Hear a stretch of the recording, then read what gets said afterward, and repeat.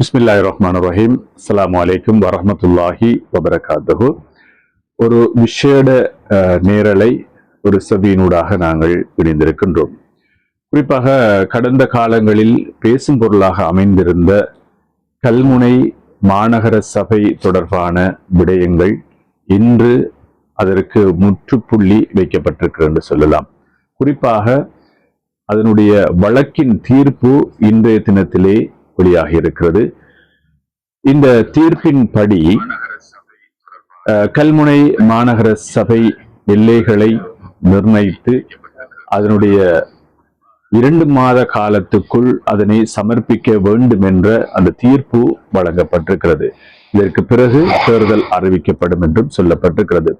இது தொடர்பான பல விடயங்கள் அண்மை காலமாக இந்த விடயம் எழுந்த அந்த காலப்பகுதியில் இருந்து இன்று வரைக்கும் எம்மோடு இப்பொழுது பயணித்துக் கொண்டிருக்கின்ற இந்த செவ்வியோடு இணைந்திருக்கின்ற முனை மருதவன் என்று அழைக்கப்படுகின்ற அரசியல் விமர்சகர், அதுபோல அதற்கு அப்பால் பல விடயங்களை அண்மை காலங்களிலே செய்து வருகின்ற எமது அன்புக்கும் பெருமதிப்புக்கும் உரிய எம்எஜ்எம் இப்ராஹிம் அவர்கள் எங்களோடு இணைந்திருக்கின்றார்கள். அஸ்ஸலாமு அலைக்கும். வலைக்கும் ஸலாம் வரஹ்மத்துல்லாஹி வபரகாத்துஹு. மிக நீண்ட இடைவேளைக்கு பிறகு நாங்கள் இருவரும் சந்திக்கின்றோம்.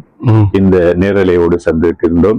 இன்றைய தினம்தான் இதற்குரிய அந்த காலமும் வந்திருக்கிறது. குறிப்பாக எமது கல்முனை சாய்ந்தமருது பிரதேசத்தை பொறுத்தளவிலே இந்த பிரதேச சபை மாநகர சபை என்ற அந்த விடயங்கள் புதாகரமாக இருந்த காலப்பகுதியில் இருந்து இன்று வரைக்கும் நீங்கள் இதனுடைய விடயங்களை விலாவாரியாக நீங்கள் எழுதி வருகின்றீர்கள். இந்த விடயங்கள் மாத்திரமல்ல, பல விடயங்களை எழுதி வருகின்றீர்கள். ஆனால் இன்றைய தினத்திலே நாங்கள் இந்த விடயம் தொடர்பாகத்தான் நாங்கள் பேச இருக்கின்றோம். இன்றைய முகநூல் பக்கங்களை பார்க்கும் பொழுது பல விடயங்கள் ஒன்றன் பின் ஒன்றாக அடுக்கடுக்காக வந்து கொண்டே இருக்கிறது. ஆனால் இதனுடைய உண்மை தன்மை என்ன? இந்த தீர்ப்பின் மூலமாக சொல்லப்படுகின்ற விடயங்கள் என்ன? இந்த தீர்ப்பு எதை சொல்கிறது? இந்த கல்முனை மாநகர சபை எல்லைகளை நிர்ணயிக்க வேண்டும், இதனுடைய விடயங்கள் என்ன என்பது பற்றி தான் நாங்கள் இன்று உங்களிடத்திலே பல கேள்விகளை கேட்க இருக்கின்றோம். நேர்களுடைய கேள்விகள் தான் இது. உண்மையிலே சாய்ந்தமரத்தை பொறுத்தளவிலே அதனுடைய எல்லை ஏற்கனவே நிர்ணயிக்கப்பட்டிருக்கிறது. அதற்கு ஒரு பிரதேச செயலவும் இருக்கிறது.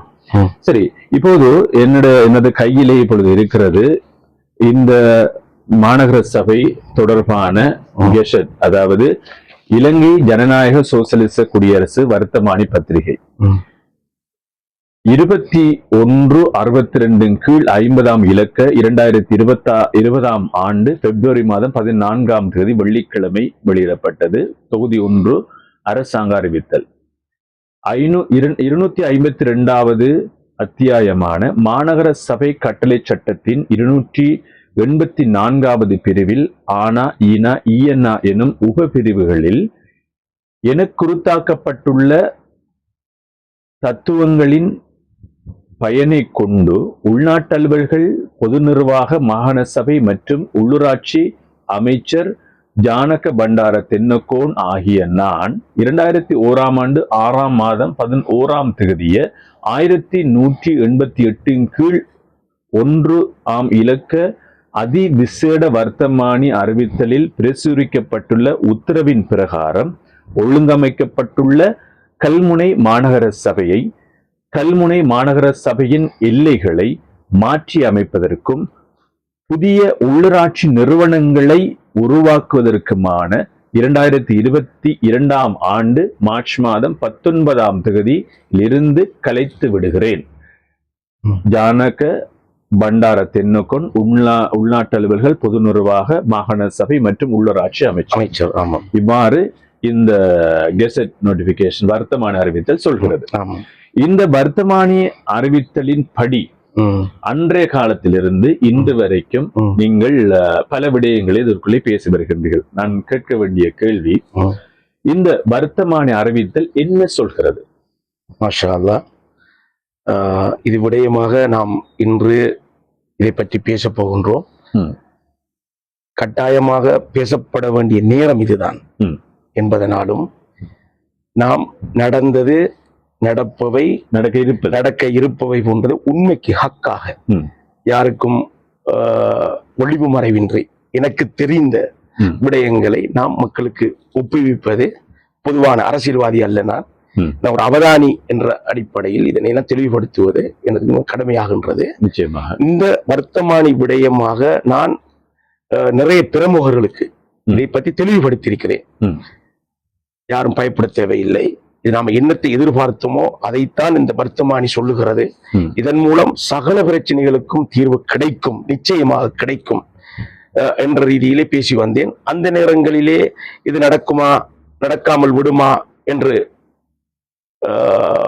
சந்தேகத்தோடு கேட்டவர்கள் நிறைய பேர் இருக்கிறார்கள். நிச்சயமாக நான் தெளிவாக, சில பேருக்கு இது பற்றி தெளிவில்லை, அவர்கள் ஏதெல்லாம் பேசிக் கொண்டு போனார்கள். இப்பொழுது முகநூல் பக்கங்களிலும் என்று பார்க்கிறோம் பல விடயங்கள் இதை பற்றி பூரண அறிவில்லாதவர்கள் எல்லாம் இதை பற்றி பேசுவதை கண்டு ஆச்சரியமாக இருக்கிறது. ஆனால் அறிவு இல்லை என்று சொல்ல வரவில்லை, அறிந்து கொள்ள ஆர்வப்படவில்லை. நிச்சயமாக ஆர்வப்படாதவர்கள்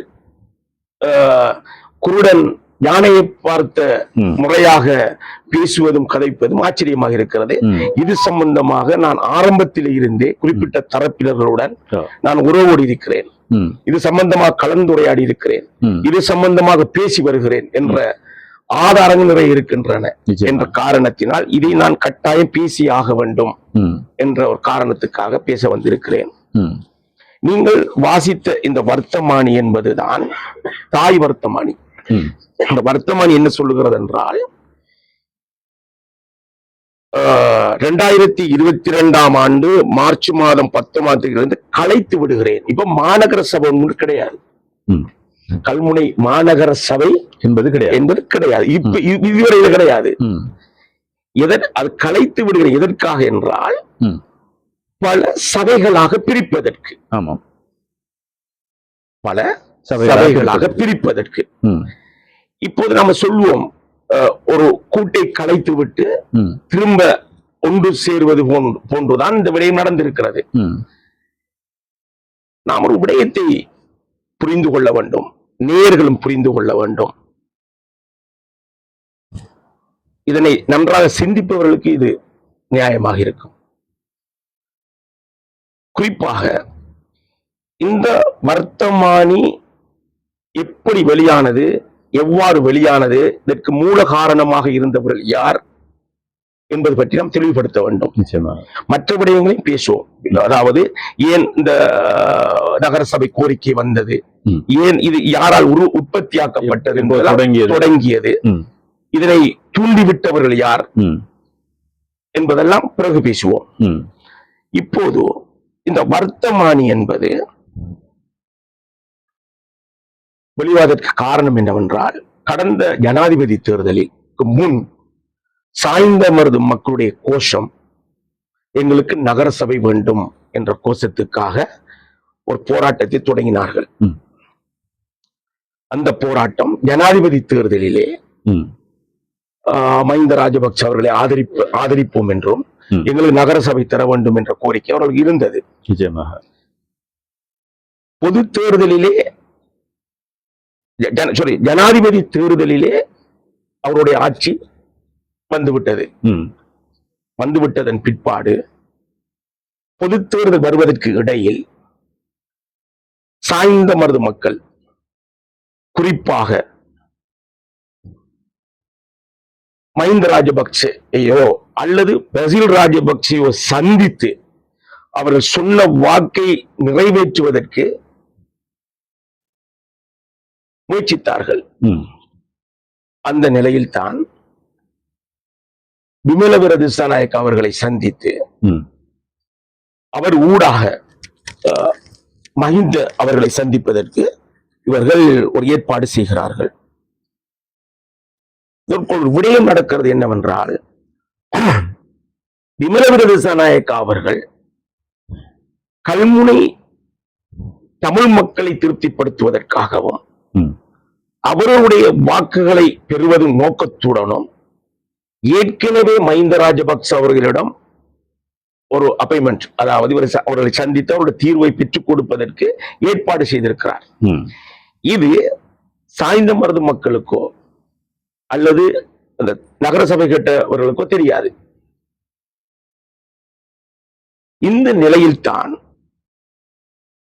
மஹிந்த ராஜபக்ச அவர்களிடம் கல்முனை உப பிரதேச செயலகம் சம்பந்தமான கோரிக்கையை பேசுவதற்கு நேரம் ஒதுக்கிய விமல விரதநாயக்க அவர்கள் சாய்ந்தமருது குழுவிடமும் சொல்லியிருக்கிறார், நீங்களும் வாருங்கள், இதை பற்றி பேசலாம் என்றிருக்கிறார்.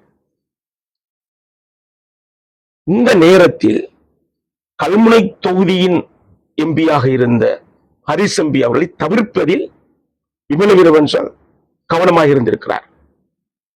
ஏன்னா இதுக்கு ஹரிஸ் வரக்கூடாது, ஹரிஸ் வந்தால் ஏதாவது பிரச்சனை ஏற்படும், நம்ம கோரிக்கை நிறைவேறாது என்ற ஒரு காரணமா இருக்கலாம். அதே நேரத்தில் சாய்ந்தமருது பள்ளிவாசல் குழுவினர் அதாவுல்லாவை சம்பந்தப்படுத்தவில்லை இந்த விடயத்தில். அதாவுல்லா நேரம் எடுத்துக் கொடுக்கவும் இல்லை.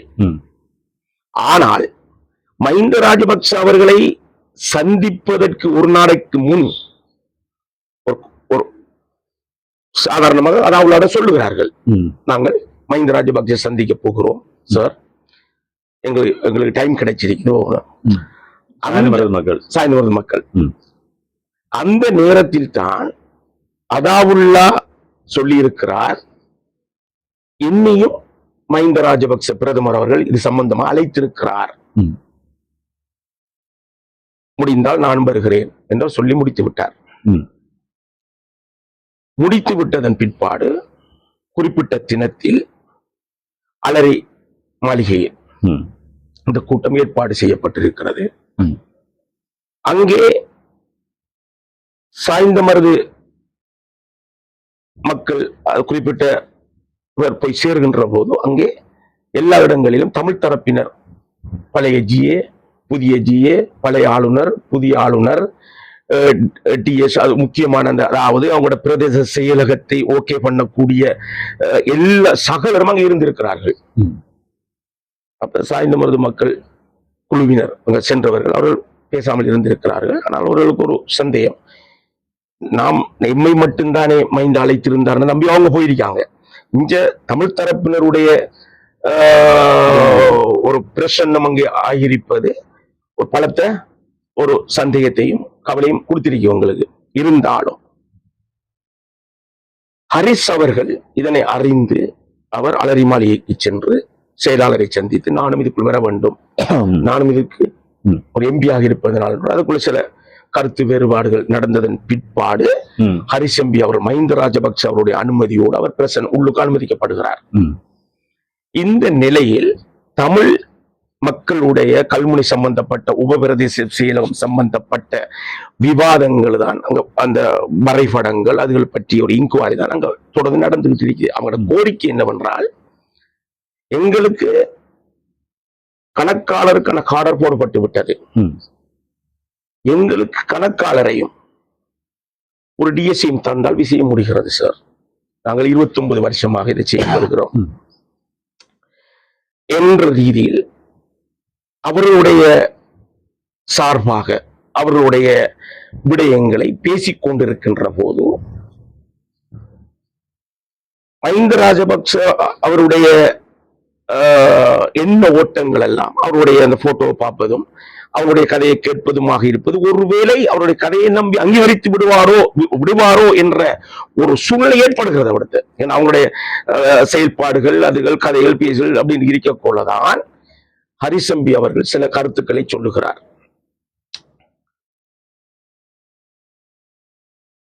அந்த நேரத்தில் தான் அதாவுல்லா அவர்கள் உள்ளே நுழைகிறார். அதே நேரத்தில் அதாவுல்லாவை மைந்த கூப்பிட்டு வைத்துக் கொள்ளுகிறார். சொல்லுகின்ற போது தமிழ் தரப்பினுடைய வாதங்கள் பீத்துக் கொண்டிருக்கின்ற போதுதான் அதாவுல்லா அவர்கள் எழும்பி அவருடைய கருத்தை அவர் தெரிவிக்கிறார். எப்படி தெரிவிக்கிறார் என்றால், இலங்கையில் இன ரீதியான பிரதேச செயலகங்களோ பிரதேச சபைகளோ அமைவது நாட்டுக்கு ஏற்புடையதல்ல. காரதீவிலே முஸ்லிம்களும் தமிழர்களும் சேர்ந்துதான் பிரதேச சபை ஆட்சி அமைத்திருக்கிறார்கள். நாவிதம்பிலே அப்படி நடந்திருக்கிறது. கல்வி விடயங்களில் சில விடயங்கள் இன ரீதியாக நடக்கின்றது. இதுவெல்லாம் ஆரோக்கியமானதல்ல.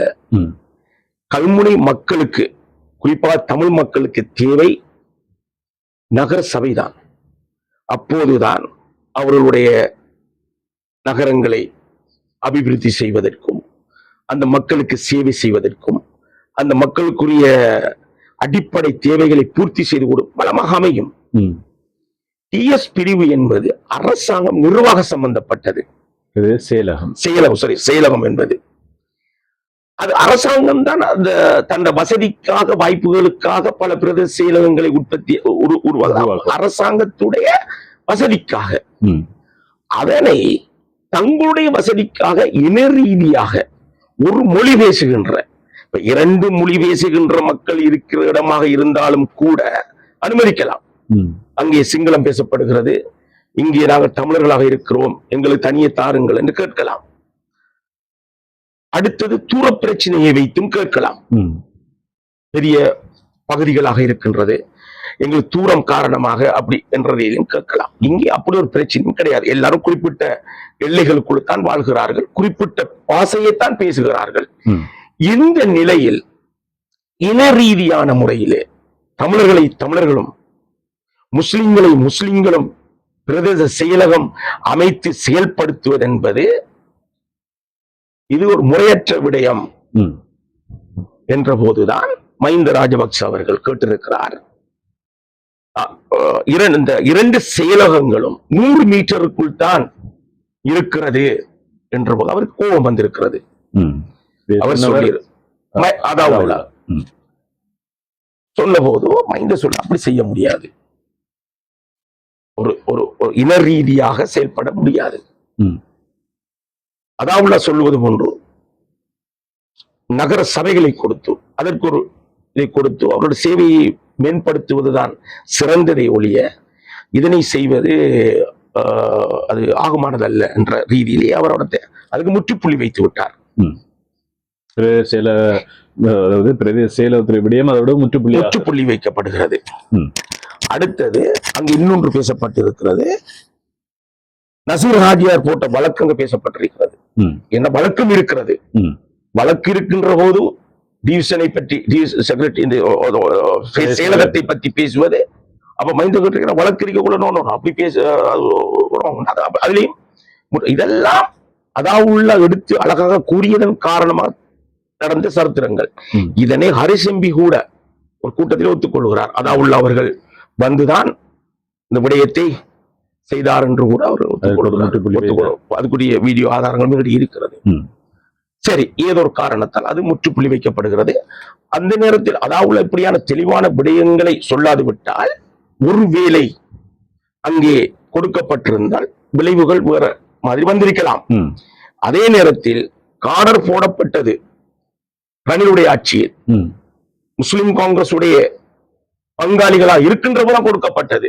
அதே மஹிந்த ராஜபக்ச கேட்டிருக்கிறார், உங்களுடைய ஆட்சியில் தானே கொடுக்கப்பட்டிருக்கிறதுன்னு கேட்ட போது அது ஏதோ தெரியாமல் நடந்து விட்டது என்ற மாதிரி சொல்லியிருக்காங்க. இதையெல்லாம் பார்த்து அது கேன்சல் ஆக்கப்பட்டு விட்டது.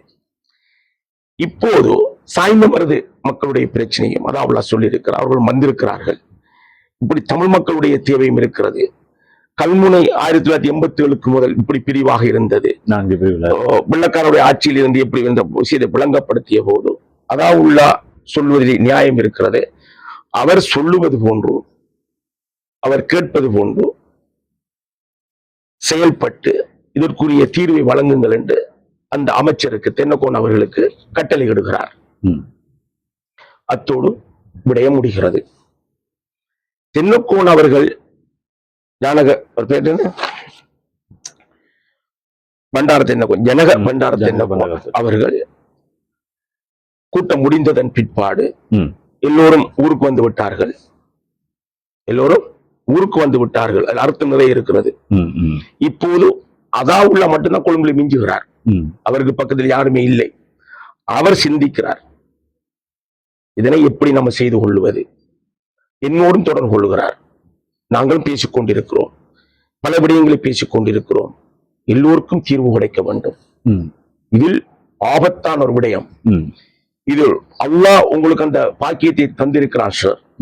இதுல மிச்சம் என்ற உடனே இரவு பகலாக சிந்தித்து இந்த வர்த்தமானியை வெளியிடுகின்றார்கள், வெளியிட காரணமாக இருக்கிறார்.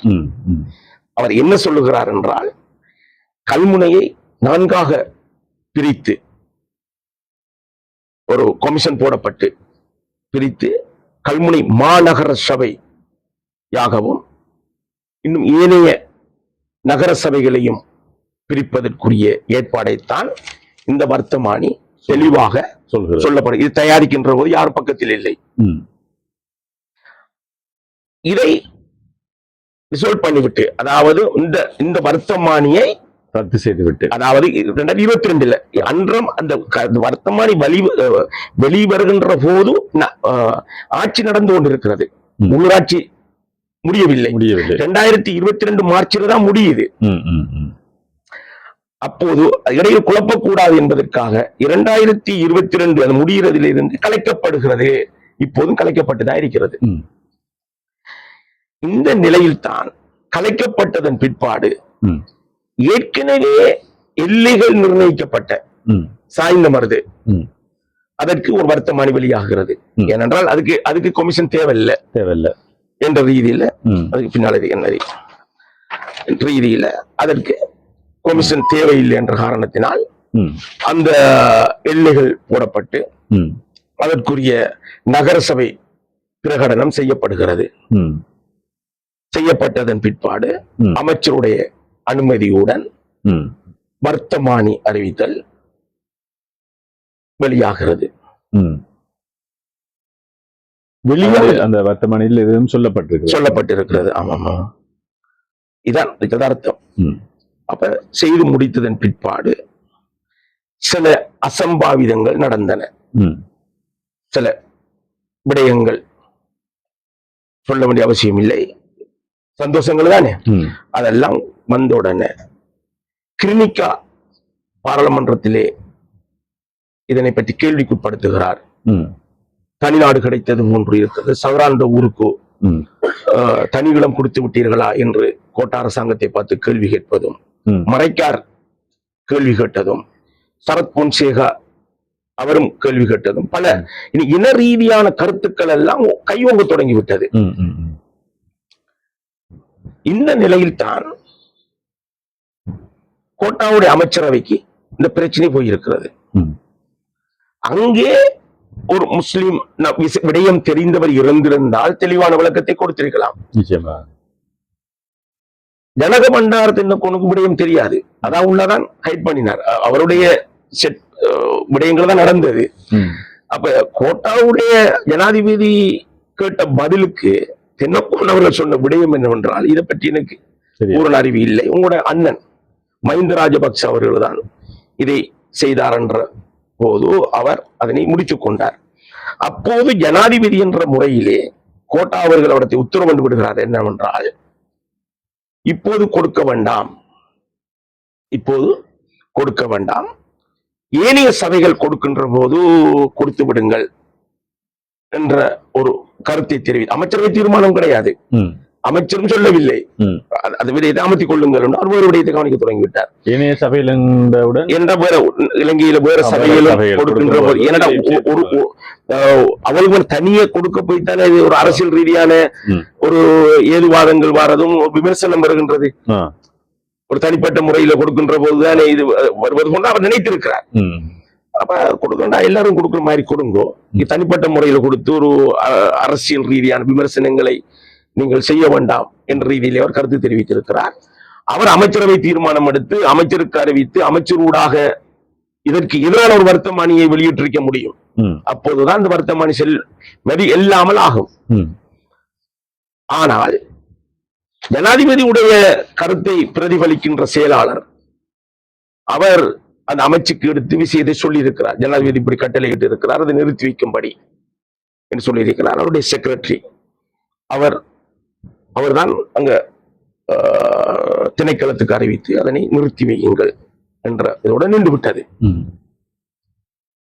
நின்று விட்டதன் பிற்பாடு பிற்பாடு நிறுத்தி வைக்கப்படுகிறது. அதில் அந்த நேரத்தில் தான் பிரச்சனை ஒன்று வருகிறது. வர்த்தமானி கேன்சல் ஆகிவிட்டது என்று தரப்பார் கூறியதும், இல்லை நிறுத்தி வைக்கப்பட்டிருக்கிறது என்று ஒரு தரப்பாரும், இல்லை இல்லை அதாவுள்ள பொய்யான வேலை செய்து விட்டார், அதுதான் இப்படி மோசமான நிலையை அடைந்து விட்டது என்ற ஒரு தரப்பாரும், அதாவுள்ள ஏமாற்றி விட்டார் என்ற ஒரு தரப்பும் வாதங்களும் பிரதிவாதங்களும் ஏற்பட்டு கொண்டே இருக்கிறது. அந்த நேரம் நாங்கள் இந்த வர்த்தமானி விடயமாக சில பல செவிகளை கொடுத்திருக்கிறோம். இந்த வர்த்தமானி உண்மைக்கு உண்மையாக வெளியாகியிருக்கிறது. ஏதோ ஒரு அசம்பாவிதம் காரணமாக இது நிறுத்தப்பட்டிருக்கிறது. இது சட்ட ரீதியாக ஒரு வர்த்தமானியை நிறுத்துவதால் ஒரு வர்த்தமானி வெளியாக வேண்டும், சட்டப்படி வெளியாக வேண்டும். அதுவும் அமைச்சர் தான் அதனை செய்ய வேண்டும். இங்கே அமைச்சர் செய்யவில்லை. ஆகவே இதற்குரிய நீதியை பெறுவதற்குரிய வேலைகளை செய்ய வேண்டும் என்று அதுக்குரிய ஆரம்ப கட்ட வேலைகள் நடந்தன. உதாரணமாக நான் அதாவுல்லாவோட தொடர்போடு இருந்தேன். அவர் என்னிடம் ஒரு நாள் சொன்னார், நாம் நஜீம் லோயர் பேரை சொல்லத்தான் வேண்டும், அவரிடம் இதை பற்றி ஆலோசனை செய்து கொண்டிருக்கிறோம். அன்றும் கொரோனா காலம் ஒரு சில விடயங்களை செய்து கொள்ள முடியாத நிலை, எடுப்பிலே அங்கே போய் இங்கே செய்ய இல்லாத நிலை, சாரான ஒரு ஆலோசனையில் இருந்து கொண்டிருக்கின்ற போதுதான் இந்த வழக்கை தாக்கல் செய்வதற்காக பல ஆலோசனையும் செய்து கொண்டிருக்கின்ற நேரத்தில் தான் உள்ளூராட்சி சபை தேர்தல் நடத்தப்பட வேண்டும் என்ற ஒரு இலங்கை ஊராக ஒரு அலை உண்டாகிறது. இதனை தடுக்க வேண்டும் என்று தனித்தரப்பினர் முயற்சித்த வரலாறுகளை நாம் புட்டிச் சொல்ல வேண்டிய அவசியம் இல்லை. அது நடந்தது. அது ஒரு பெரிய விடயம் நடந்தது. இந்த நிலையில் தான் அதாவுல்லா அவர்கள் கட்சி தலைவர்களின் கூட்டம் நடந்திருக்கிறது தேர்தல் ஆணையத்தில். அந்த நேரத்தில் கதைக்கின்ற போது அதாவுல்லா சொல்லி இருக்கிறார், நீங்கள் தேர்தலை பற்றி பேசுகிறீர்கள், கல்முனை வர்த்தமானி பிரச்சனை நீதிமன்றத்துக்கு செல்ல போகிறது, சென்றால் முழுவதும் நின்றுவிடும் என்ற உதாரணமாக அவர் பேசியிருக்கிறார் போல் தெரிகிறது.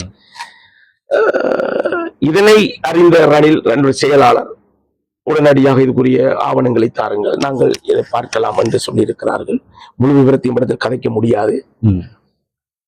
ஆவணங்கள் போயிருக்கின்றன. அவர்கள்தான் இந்த வழக்கை பேசிய சட்டத்தரணியை நியமித்திருக்கிறார்கள். அவருடைய நோக்கம் எது எவ்வாறு இருந்தாலும் சட்டத்தரணி இந்த வழக்கை படித்து பார்த்து விட்டு சொல்லியிருக்கிறார், இலங்கை பூராவும் இதனை வைத்து நிறுத்த முடியாது, ஆனால் இந்த வர்த்தமானி உயிரோடு இருக்கிறது என்பதை நான் ஆதாரப்படுத்தி தர முடியும் என்று அவர் சொல்லியிருக்கிறார். இந்த நிலையில் தான் அங்கே சென்றவர்கள் சரி பரவாயில்லை எங்களோட விஷயத்தை செய்து தாருங்க என்று சொல்லி கொடுத்துத்தான் இந்த வழக்கு தாக்கல் செய்யப்பட்டு இன்று இதோடு முடிந்திருக்கிறது, முடிவுக்கு வந்திருக்கிறது. ஆனால் இன்னும் சில விடயங்கள் அதற்குள் இருக்கிறது. எதிர்காலங்களிலே கருத்து வேறுபாடுகள், தேவையில்லாத விவாதங்கள் வருகின்ற போது இன்னும் சில விடயங்களை பேசலாம். இப்ப பேச வேண்டிய அவசியம் இல்லை. நிச்சயமா. ஆனால் அந்த வழக்கு போய் இப்போது அந்த வழக்கு வெற்றி அடைந்து இந்த வர்த்தமானி ஊர்ஜிதப்படுத்தப்பட்டு வந்திருக்கிறது. ஊர்ஜிதப்படுத்தப்பட்டு வந்தாலும் இன்னொரு விடயம் இப்போதான் தெளிவாக கொடுக்க வேண்டியிருக்கிறது.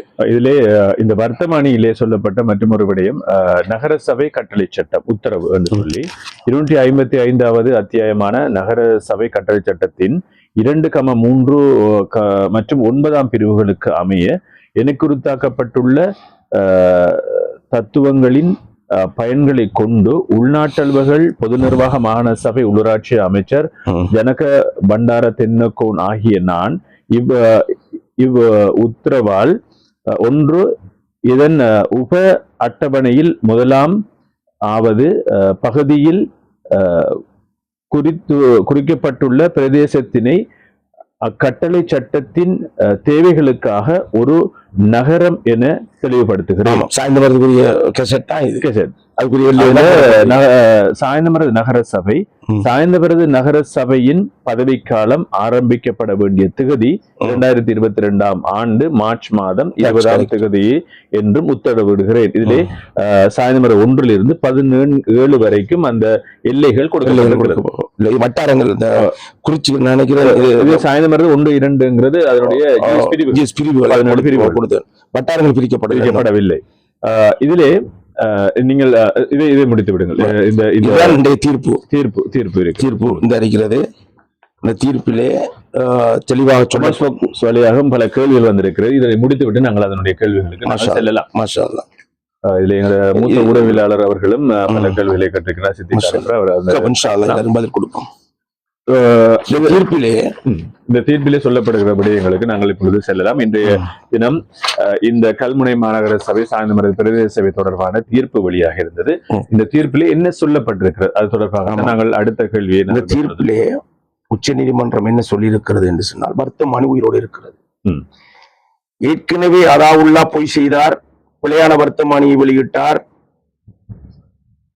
மக்களை ஏமாற்றினார் என்ற வாதங்கள் இதோடு அடிபடுகிறது.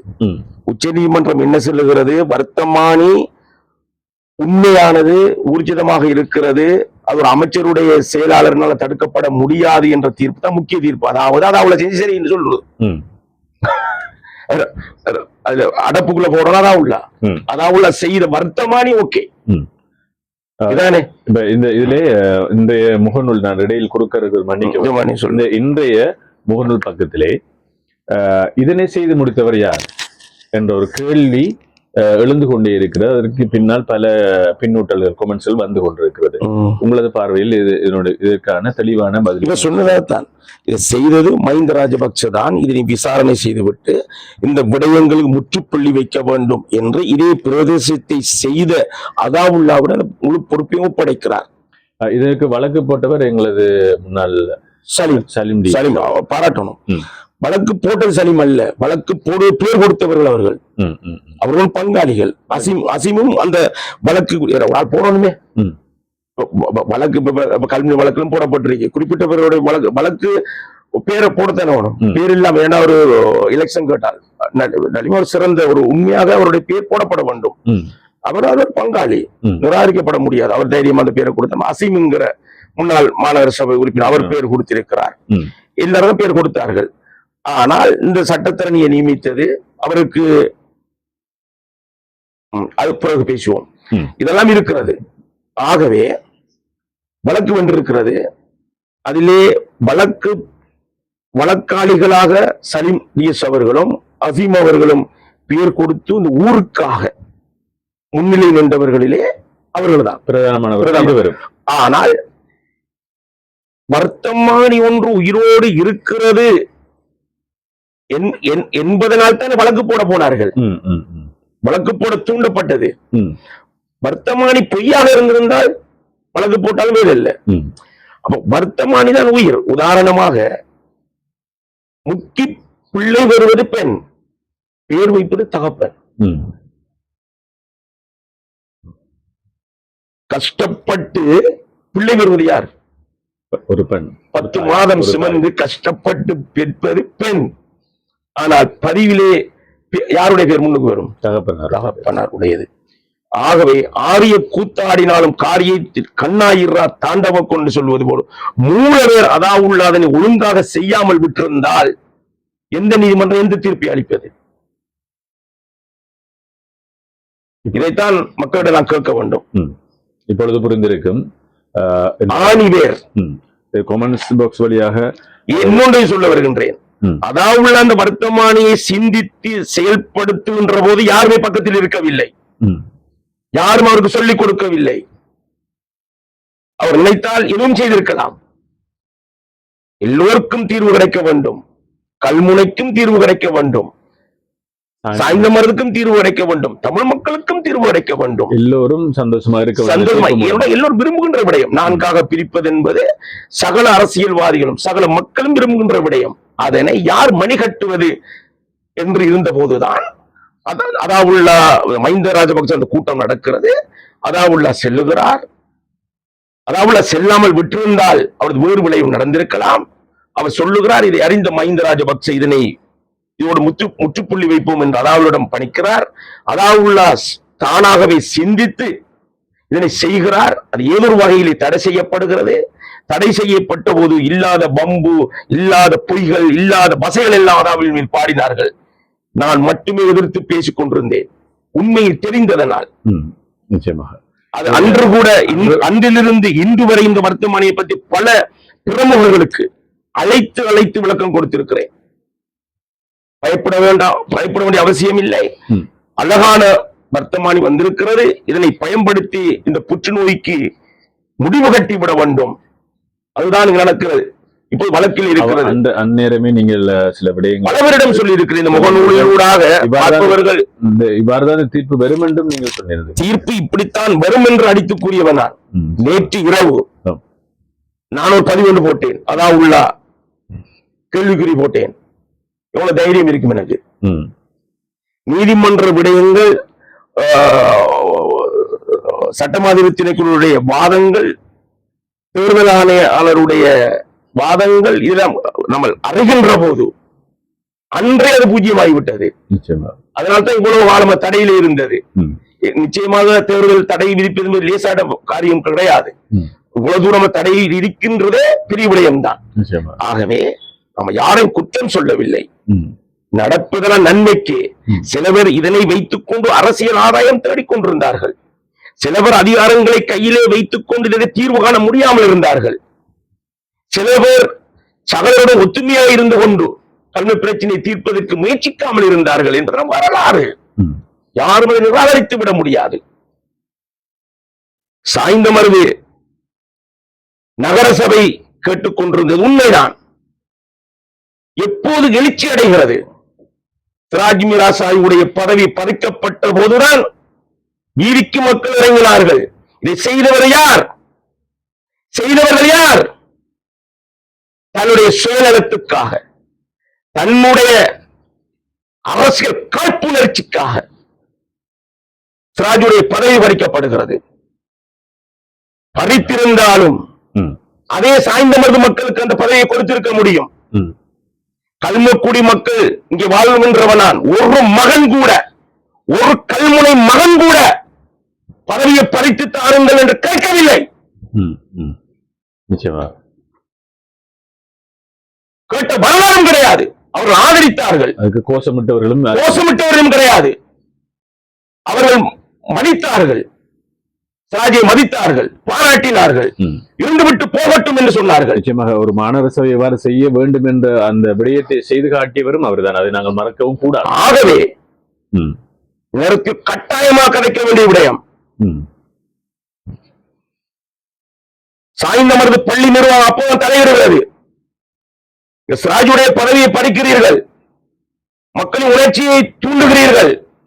ஏன் சாய்ந்தமருது 90% மக்கள் முஸ்லிம் காங்கிரஸ் வாக்களிக்கிறார்கள், ஏன் ஒரு மேயராக இருக்கக்கூடாது என்று கேட்கும் நிலையை தூண்டுகிறீர்கள் என்ற போது 6 மாதங்களாவது கொடுங்கள், மக்களுடைய உணர்ச்சியை தடுங்கள் என்று சொன்ன போது 6 நிமிடமும் கொடுக்க மாட்டேன் என்று சொன்ன தலைவன் இங்கே இருக்கிறான். அது அவன்தான் தூண்டிவிட்டான். அவர்தான் வீதிக்கு மக்களை இறக்க வைக்க காரணமாக இருந்தவர். யாரும் இருக்கக்கூடாது. இதை அந்த காலகட்டங்கள் நடந்த சம்பவங்கள் எவ்வளவு பேச்சுக்கள், எவ்வளவு ஏச்சுக்கள். நாங்கள் 2 ஊருக்கு நடுவில் இருந்து பட்ட அவமானங்கள், எவ்வளவு கஷ்டங்கள், எவ்வளவு அழுதிருப்போம், எவ்வளவு ஏச்சு பேச்சுக்களை கேட்டிருப்போம். சும்மா இருந்த சங்கை ஊரைக்கு எடுத்தது யார்? நிசாந்தாரியப்பர் ஒரு தரமான ஒரு மனிதனாக இருந்திருந்தால் அந்த பதவி எனக்கு வேண்டாம், சிராஜிக்கே கொடுங்க என்று சொல்லியிருக்க வேண்டும். இல்லை என்றால் சாய்ந்தமருது மகனுக்கு கொடு என்று சொல்லியிருக்க வேண்டும். சொல்லாமல் பதவி ஆசை பிடித்து வாங்கி எடுத்ததன் காரணம் தான் இன்று இவ்வளவு பிரச்சனையின் காரணம். மற்றவருடைய வருவோம். நாங்கள் இப்பொழுது தீர்ப்புக்கு செல்லலாம். தீர்ப்பு என்ன சொல்லுகிறது என்றால், வர்த்தமானி உயிரோடு இருக்கிறது. வர்த்தமானி உயிரோடு இருக்கிறது என்ன அர்த்தம்? கல்முனை மாநகர சபை இல்லை, கலைக்கப்பட்டு விட்டது. 2022ஆம் ஆண்டு 3ஆம் மாசம் கலைக்கப்பட்டு விட்டது. இப்போ கலைந்த நிலையில் இருக்கிறது. இப்போது சாய்ந்தமருது நகர சபையும் ஊர்ஜிதப்படுத்தப்பட்டிருக்கிறது. சாய்ந்தமருது தவிர்ந்த ஏனைய மாநகர சபைகளுக்கு எல்லை நிர்ணயம் செய்யப்பட்டு 3 சபைகளாகவோ 2 சபைகளாகவோ 4 சபைகளாகவோ பிரித்துக் கொள்ளலாம் என்ற ஒரு இடமும் இங்கு வழங்கப்பட்டிருக்கிறது. இப்போ சந்தோஷமான நிலை, இந்த வர்த்தமானி வந்ததன் பிற்பாடு தமிழ் மக்கள் தனி பிரதேச செயலகம் அப்படின்னு சொன்னால் இன்றையில் இருந்து இந்த வர்த்தமானி மீண்டும் உயிர் பெற்றிருக்கிறது. எந்த தடையும் இல்லை. அதாவது கல்முனை மாநகர சபை ஒன்று இல்லை. இனி கல்முனை மாநகர சபை ஒன்று இல்லை. அதாவது சாய்ந்தமருது பிரதேச சபை உருவாக்கப்பட்டிருக்கிறது. இருப்பதாக இன்னொரு வர்த்தமானி வரணும். சாய்ந்தமருது தவிர்ந்த ஏனைய பிரதேசங்களுக்கு எல்லை இல்ல பிரிக்காம அதாவது சாய்ந்தமருதுக்கு தேர்தலும் சாய்ந்த தவிர்ந்த ஏனைய பிரியாமலுக்கு நடத்துறாங்க. இந்த வர்த்தமானி வெளியாகணும். இதுல நான் குறுக்கிறது மன்னிக்க வேண்டும். மறுபடியும் இப்பொழுது நீங்கள் சொன்னது போன்று சாய்ந்தமருதுக்கு கெசட் நோட்டிபிகேஷன், அதாவது வர்த்தமானி வெளியிடப்பட்டு விட்டது தனியாக. இப்பொழுது இந்த எல்லை நிர்ணயம் செய்யப்படாமல் சாய்ந்தமருதுக்கான தேர்தல் நடத்தலாமா அந்த ஒரு கேள்வி எல்லோரிடத்திலும் நீதிமன்ற தீர்ப்பாகத்தான் சொல்லுகிறது. சாய்ந்தமருது ஆல்ரெடி இருக்கிறதால அங்க நீங்க வட்டாரங்களை அதுக்குரிய ஏற்பாடை செய்து ஜனாதிபதிக்கு அனுப்பி அது செய்யுங்கள். ஏனைய பிரதேசங்களுக்கும் நகரசபை வட்டாரங்கள் பிரிந்த தவறா சொன்னவரை எனக்கு தீர்ப்புல ஒரு குழப்பம் ஒன்று இருக்கிறது. ஆனால் அங்க வட்டாரம் பிரிக்க இல்லாது. ஏன்டாங்க மாநகரசபை கிடையாது. தற்போதைய நிலையில் மாநகரசபை இல்லாத மாநகரசபை எப்படி வட்டாரம் பிரிப்பது? ஆகவே ஒன்று மாநகர சபை இருப்பதற்கான வர்த்தமானி வெளியா பிற்பாடு வட்டாரங்களை பிரிக்கலாம். வட்டாரம் பிரிக்கிறது ஓரடி வட்டாரங்கள் இருக்காங்க. ஆகவே ஒரு அந்த தீர்ப்பிலே ஒரு மயக்கம் ஒன்று இருக்கிறது. இருந்தாலும் அங்கே சொல்லப்படும் விடயம் என்னவென்றால் சாய்ந்தமருது தவிர்ந்த மற்ற பிரதேசங்கள் எல்லை நிர்ணயம் செய்யப்பட்டு பல சபைகளாக பிரிக்கப்பட்டதன் பிற்பாடு அங்கே வட்டாரங்கள் பிரிக்கப்பட்டு எல்லாம் 2 மாதத்துக்கு நடக்கணும். எல்லாம் பிரிக்கப்பட்டதன் பிற்பாடு தேர்தலை நடத்துங்கள் சொல்லுவாங்க. ஆனா நான் எல்லாம் உண்டாதான் நடக்கணும் தீர்ப்பு சொல்லுது.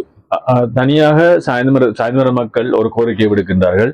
எங்களுக்கு அதாவது தீர்ப்பு வந்த பிற்பாடு, இப்பொழுது தீர்ப்பு வந்து விட்டது, வந்த பிற்பாடு எங்களுக்கான வர்த்தமானி அறிவிக்கப்பட்டிருக்கிறது, எங்களுக்கான ஜிஎஸ் பிரிவுகளும் இருக்கிறது, எங்களுக்கான தனியான எல்லாமே இருக்கிறது. நாங்கள் எங்களுடைய இந்த நகர சபை தேர்தலை எங்களுக்கு முன்னே நடத்தி தாருங்கள் என்று ஒரு கோரிக்கை விடப்பட்டால் அதற்கான தனியான அந்த கோரிக்கையை தான் நீதிமன்றம் சொல்லிட்டு ஆனா நாளைக்கு நடத்த இல்லாத இல்ல நான் எல்லை நிர்ணயம் செய்யப்படவில்லை. நான் கேட்கிறேன் எல்லை நிர்ணயம் இந்தியால உள்ள விடயங்களுக்கு அங்கேயும் செய்யப்படணும். வட்டாரங்கள் பிரிக்கப்படணும். ஏற்கனவே வட்டாரங்கள் இருக்கின்றது. இல்ல இப்ப புதிய நகர சபை என்கின்ற போது எத்தனை உறுப்பினர்கள் அது புது எல்லைகள் தீர்மானிக்க ஒரு கூட்டுறதா உறுப்பினர் கூட்டப்படும். நகரசபை தானே எத்தனை உறுப்பினர் வர வேண்டும், எப்படி வர வேண்டும் என்கிற அந்த வர்த்தமானி வர வேண்டும். ஆனா எல்லை இருக்கிறது. எல்லையை வைத்து பிரிக்க வேண்டும்.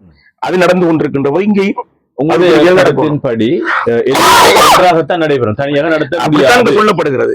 கல்முனை 2 நகரசபை மாநகர சபை சரிதானே. மாநகர சபை என்று சொல்லுகின்ற போது மாநகர சபை இல்லை, இப்ப தற்போதைக்கு இல்லை இந்த வர்த்தமானியை பொறுத்தவரையில் இல்லை. ஆனால் அந்த எல்லை நிர்ணயம் செய்யப்பட்டு அங்கே நகர சபை 3 நகர சபைகளும் ஒரு மாநகர சபையும் தெரிவு செய்யப்பட்டதன் பிற்பாடு அங்கேயும் திரும்ப வட்டார எல்லைகள் செய்யப்பட வேண்டும். செய்யப்பட்டு அதுவும் ஜனாதிபதிக்கு அனுப்பப்பட்டு ஒரே டைம்ல அனுப்பப்பட்டு அது இலேசா இருக்கும். அதை நீதிமன்றம் சொல்லியிருக்கு. எல்லாத்தையும் 2 மாதத்துக்குள்ள எல்லாத்தையும் முடிச்சு அனுப்பிட்டு விஷயத்தை முடிங்க என்று சொல்லியிருக்குது. ஒருவேளை கல்முனை ஏனைய பிரதேசங்களுக்கு அந்த தாமதங்கள் ஆகியமாக இருந்தால் ஒருவேளை இது எல்லோரும் ஒத்துழைச்சு தீர்வை காண வேண்டும். அது ஒரு விடயம். அது காணப்படுமாயிருந்தால் ஒருவேளை சாய்ந்தமருடைய வேலை முன்னேற்பாடோடு நடப்பதற்கு சான்சியல் இருக்கு. நடக்கும் சான்சியல். ஏண்டா இது சுணங்குதோ ஒருவேளை அதை முடிச்சிருவோம் என்ற ரீதியிலையும் அவர்கள் அங்க எல்லை செய்யப்பட்டிருந்தால் இது செய்ய வேண்டிய அமைச்சர் என்ன செய்ய போகின்றார் என்பது இனித்தான் வழங்கும். உண்மையிலே கல்முனை விஷயம் நாளைக்கு நாளை அன்றைக்கு அது ஒரு வேலை தொடங்கும். இதை எல்லை நிர்ணயம் செய்கிறவர்கள் யார்? அமைச்சர் குழு கொண்டு அதுல ஒரு ஆணைக்குழு போடுவார்கள். அவர்கள் எப்படி இதை பிரிப்பது இந்த மாதிரி எல்லாருடைய அபிப்பிராயங்களை கேட்பார்கள். தமிழ் தரப்பை கேட்பார்கள், முஸ்லிம் தரப்பை கேட்பார்கள். எல்லோருடைய நியாயங்களையும் கேட்டு அறிந்ததன் பிற்பாடு நியாயமான ஒரு தீர்ப்பை வழங்குவார்கள்.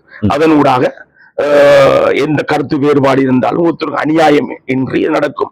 நான் சொல்ல ஒரு விடயம் என்னவென்றால் ஏற்கனவே ஒரு எல்லை நிர்ணயம் செய்யப்பட்டது.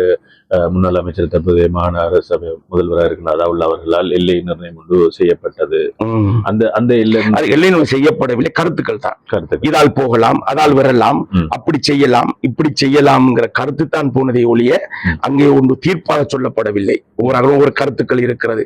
அதுக்குள் நான் கை வைக்க விரும்பவில்லை. ஏனென்றால் அது கல்முனை மக்களுடைய உரிமை. அது கல்முனை மக்களை படித்த புத்திஜீவிகள் இருக்கிறார்கள். கல்முனையிலே இதை பற்றி சிந்திக்கக்கூடியவர்கள் இருக்கிறார்கள்.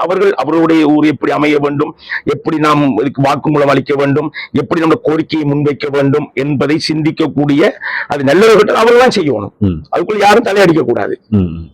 அபிப்பிராயம் கேட்டா சொல்லலாம், சும்மா ஏதோ சொல்லிக்கலாம். ஆனா தீர்மானிக்க வேண்டியது கல்வி மக்கள். ஏன்னா கல்வி மக்கள் தலையில வந்திருக்கு. இப்ப சாயந்தரம் வேற ஆயிட்டு. இப்ப அந்த மக்களுடைய கௌரவம் பாதுகாக்கப்படணும். அவர்களுடைய புத்திக்கு ஒன்று கூடி இனிமேல் தாமதிக்க கூடாது. ஒன்று கூடி அழகான முறையிலே நம்முடைய கோரிக்கைகளை முன்வைத்து தமிழ் மக்களையும் பாதிக்காமலுக்கு, முஸ்லிம் மக்களையும் பாதிக்காமலுக்கு நம்முடைய கோரிக்கைகளை வெல்ல வேண்டும். உதாரணமாக இது விடயத்தையும் சொல்லிக் கொள்ள வேண்டும். சிலவர் குழப்பிக் கொள்ளுகிறார்கள். தமிழ் மக்களுடைய கோரிக்கை இவ்வளவு காலம் இருந்து வந்தது எப்படி என்றால், எங்களுக்கு நகர சபையின் தேவையில்லை, மாநகர சபையின் தேவையில்லை, எங்களுக்கு டிவிஷன், அதாவது செயலகத்தை தரம் உயர்த்தி தந்தாலே போதும் என்றுதான் அந்த மக்கள் கேட்டார்கள். மக்கள் கேட்கவில்லை, மக்கள் அரசியல்வாதிகள் கேட்டார்கள். மக்களை சொல்லக்கூடாது. தமிழ் மக்கள் நல்லவர்கள், பண்புள்ளவர்கள், நியாயத்தை சிந்திக்கக்கூடிய அங்கே இருக்கிறார்கள். எல்லோரும் அல்ல, அரசியல்வாதிகள். இங்கேயும் அரசியல்வாதிகள் தான். மக்கள் ஒற்றுமையாக இருக்கும் பொழுது அந்த அதனை குலைப்பவர்கள் அரசியல்வாதிகள். ஏன்னா அவர்களுடைய லாபங்கள் நஷ்டங்கள் சிந்தித்து செயல்படக்கூடியவர்கள். எல்லா மக்களையும் நாம் குறை சொல்லக்கூடாது. முஸ்லிம் மக்களையும் குறை சொல்லக்கூடாது, தமிழ் மக்களையும் குறை. தமிழ் மக்களிலே நன்றாக சிந்திக்கக்கூடிய, இனவாதத்துக்கு அப்பால் சிந்திக்கக்கூடிய மக்கள் நிறைய பேர் இருக்கிறார்கள்.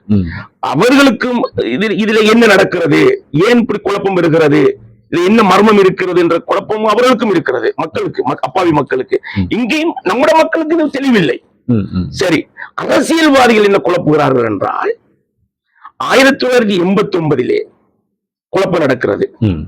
அப்பன்றம் செய்னுதீன் என்கிற புத்தளத்தைச் சேர்ந்த ஒருவர் தான் ஏஜியாக இருக்கிறார்.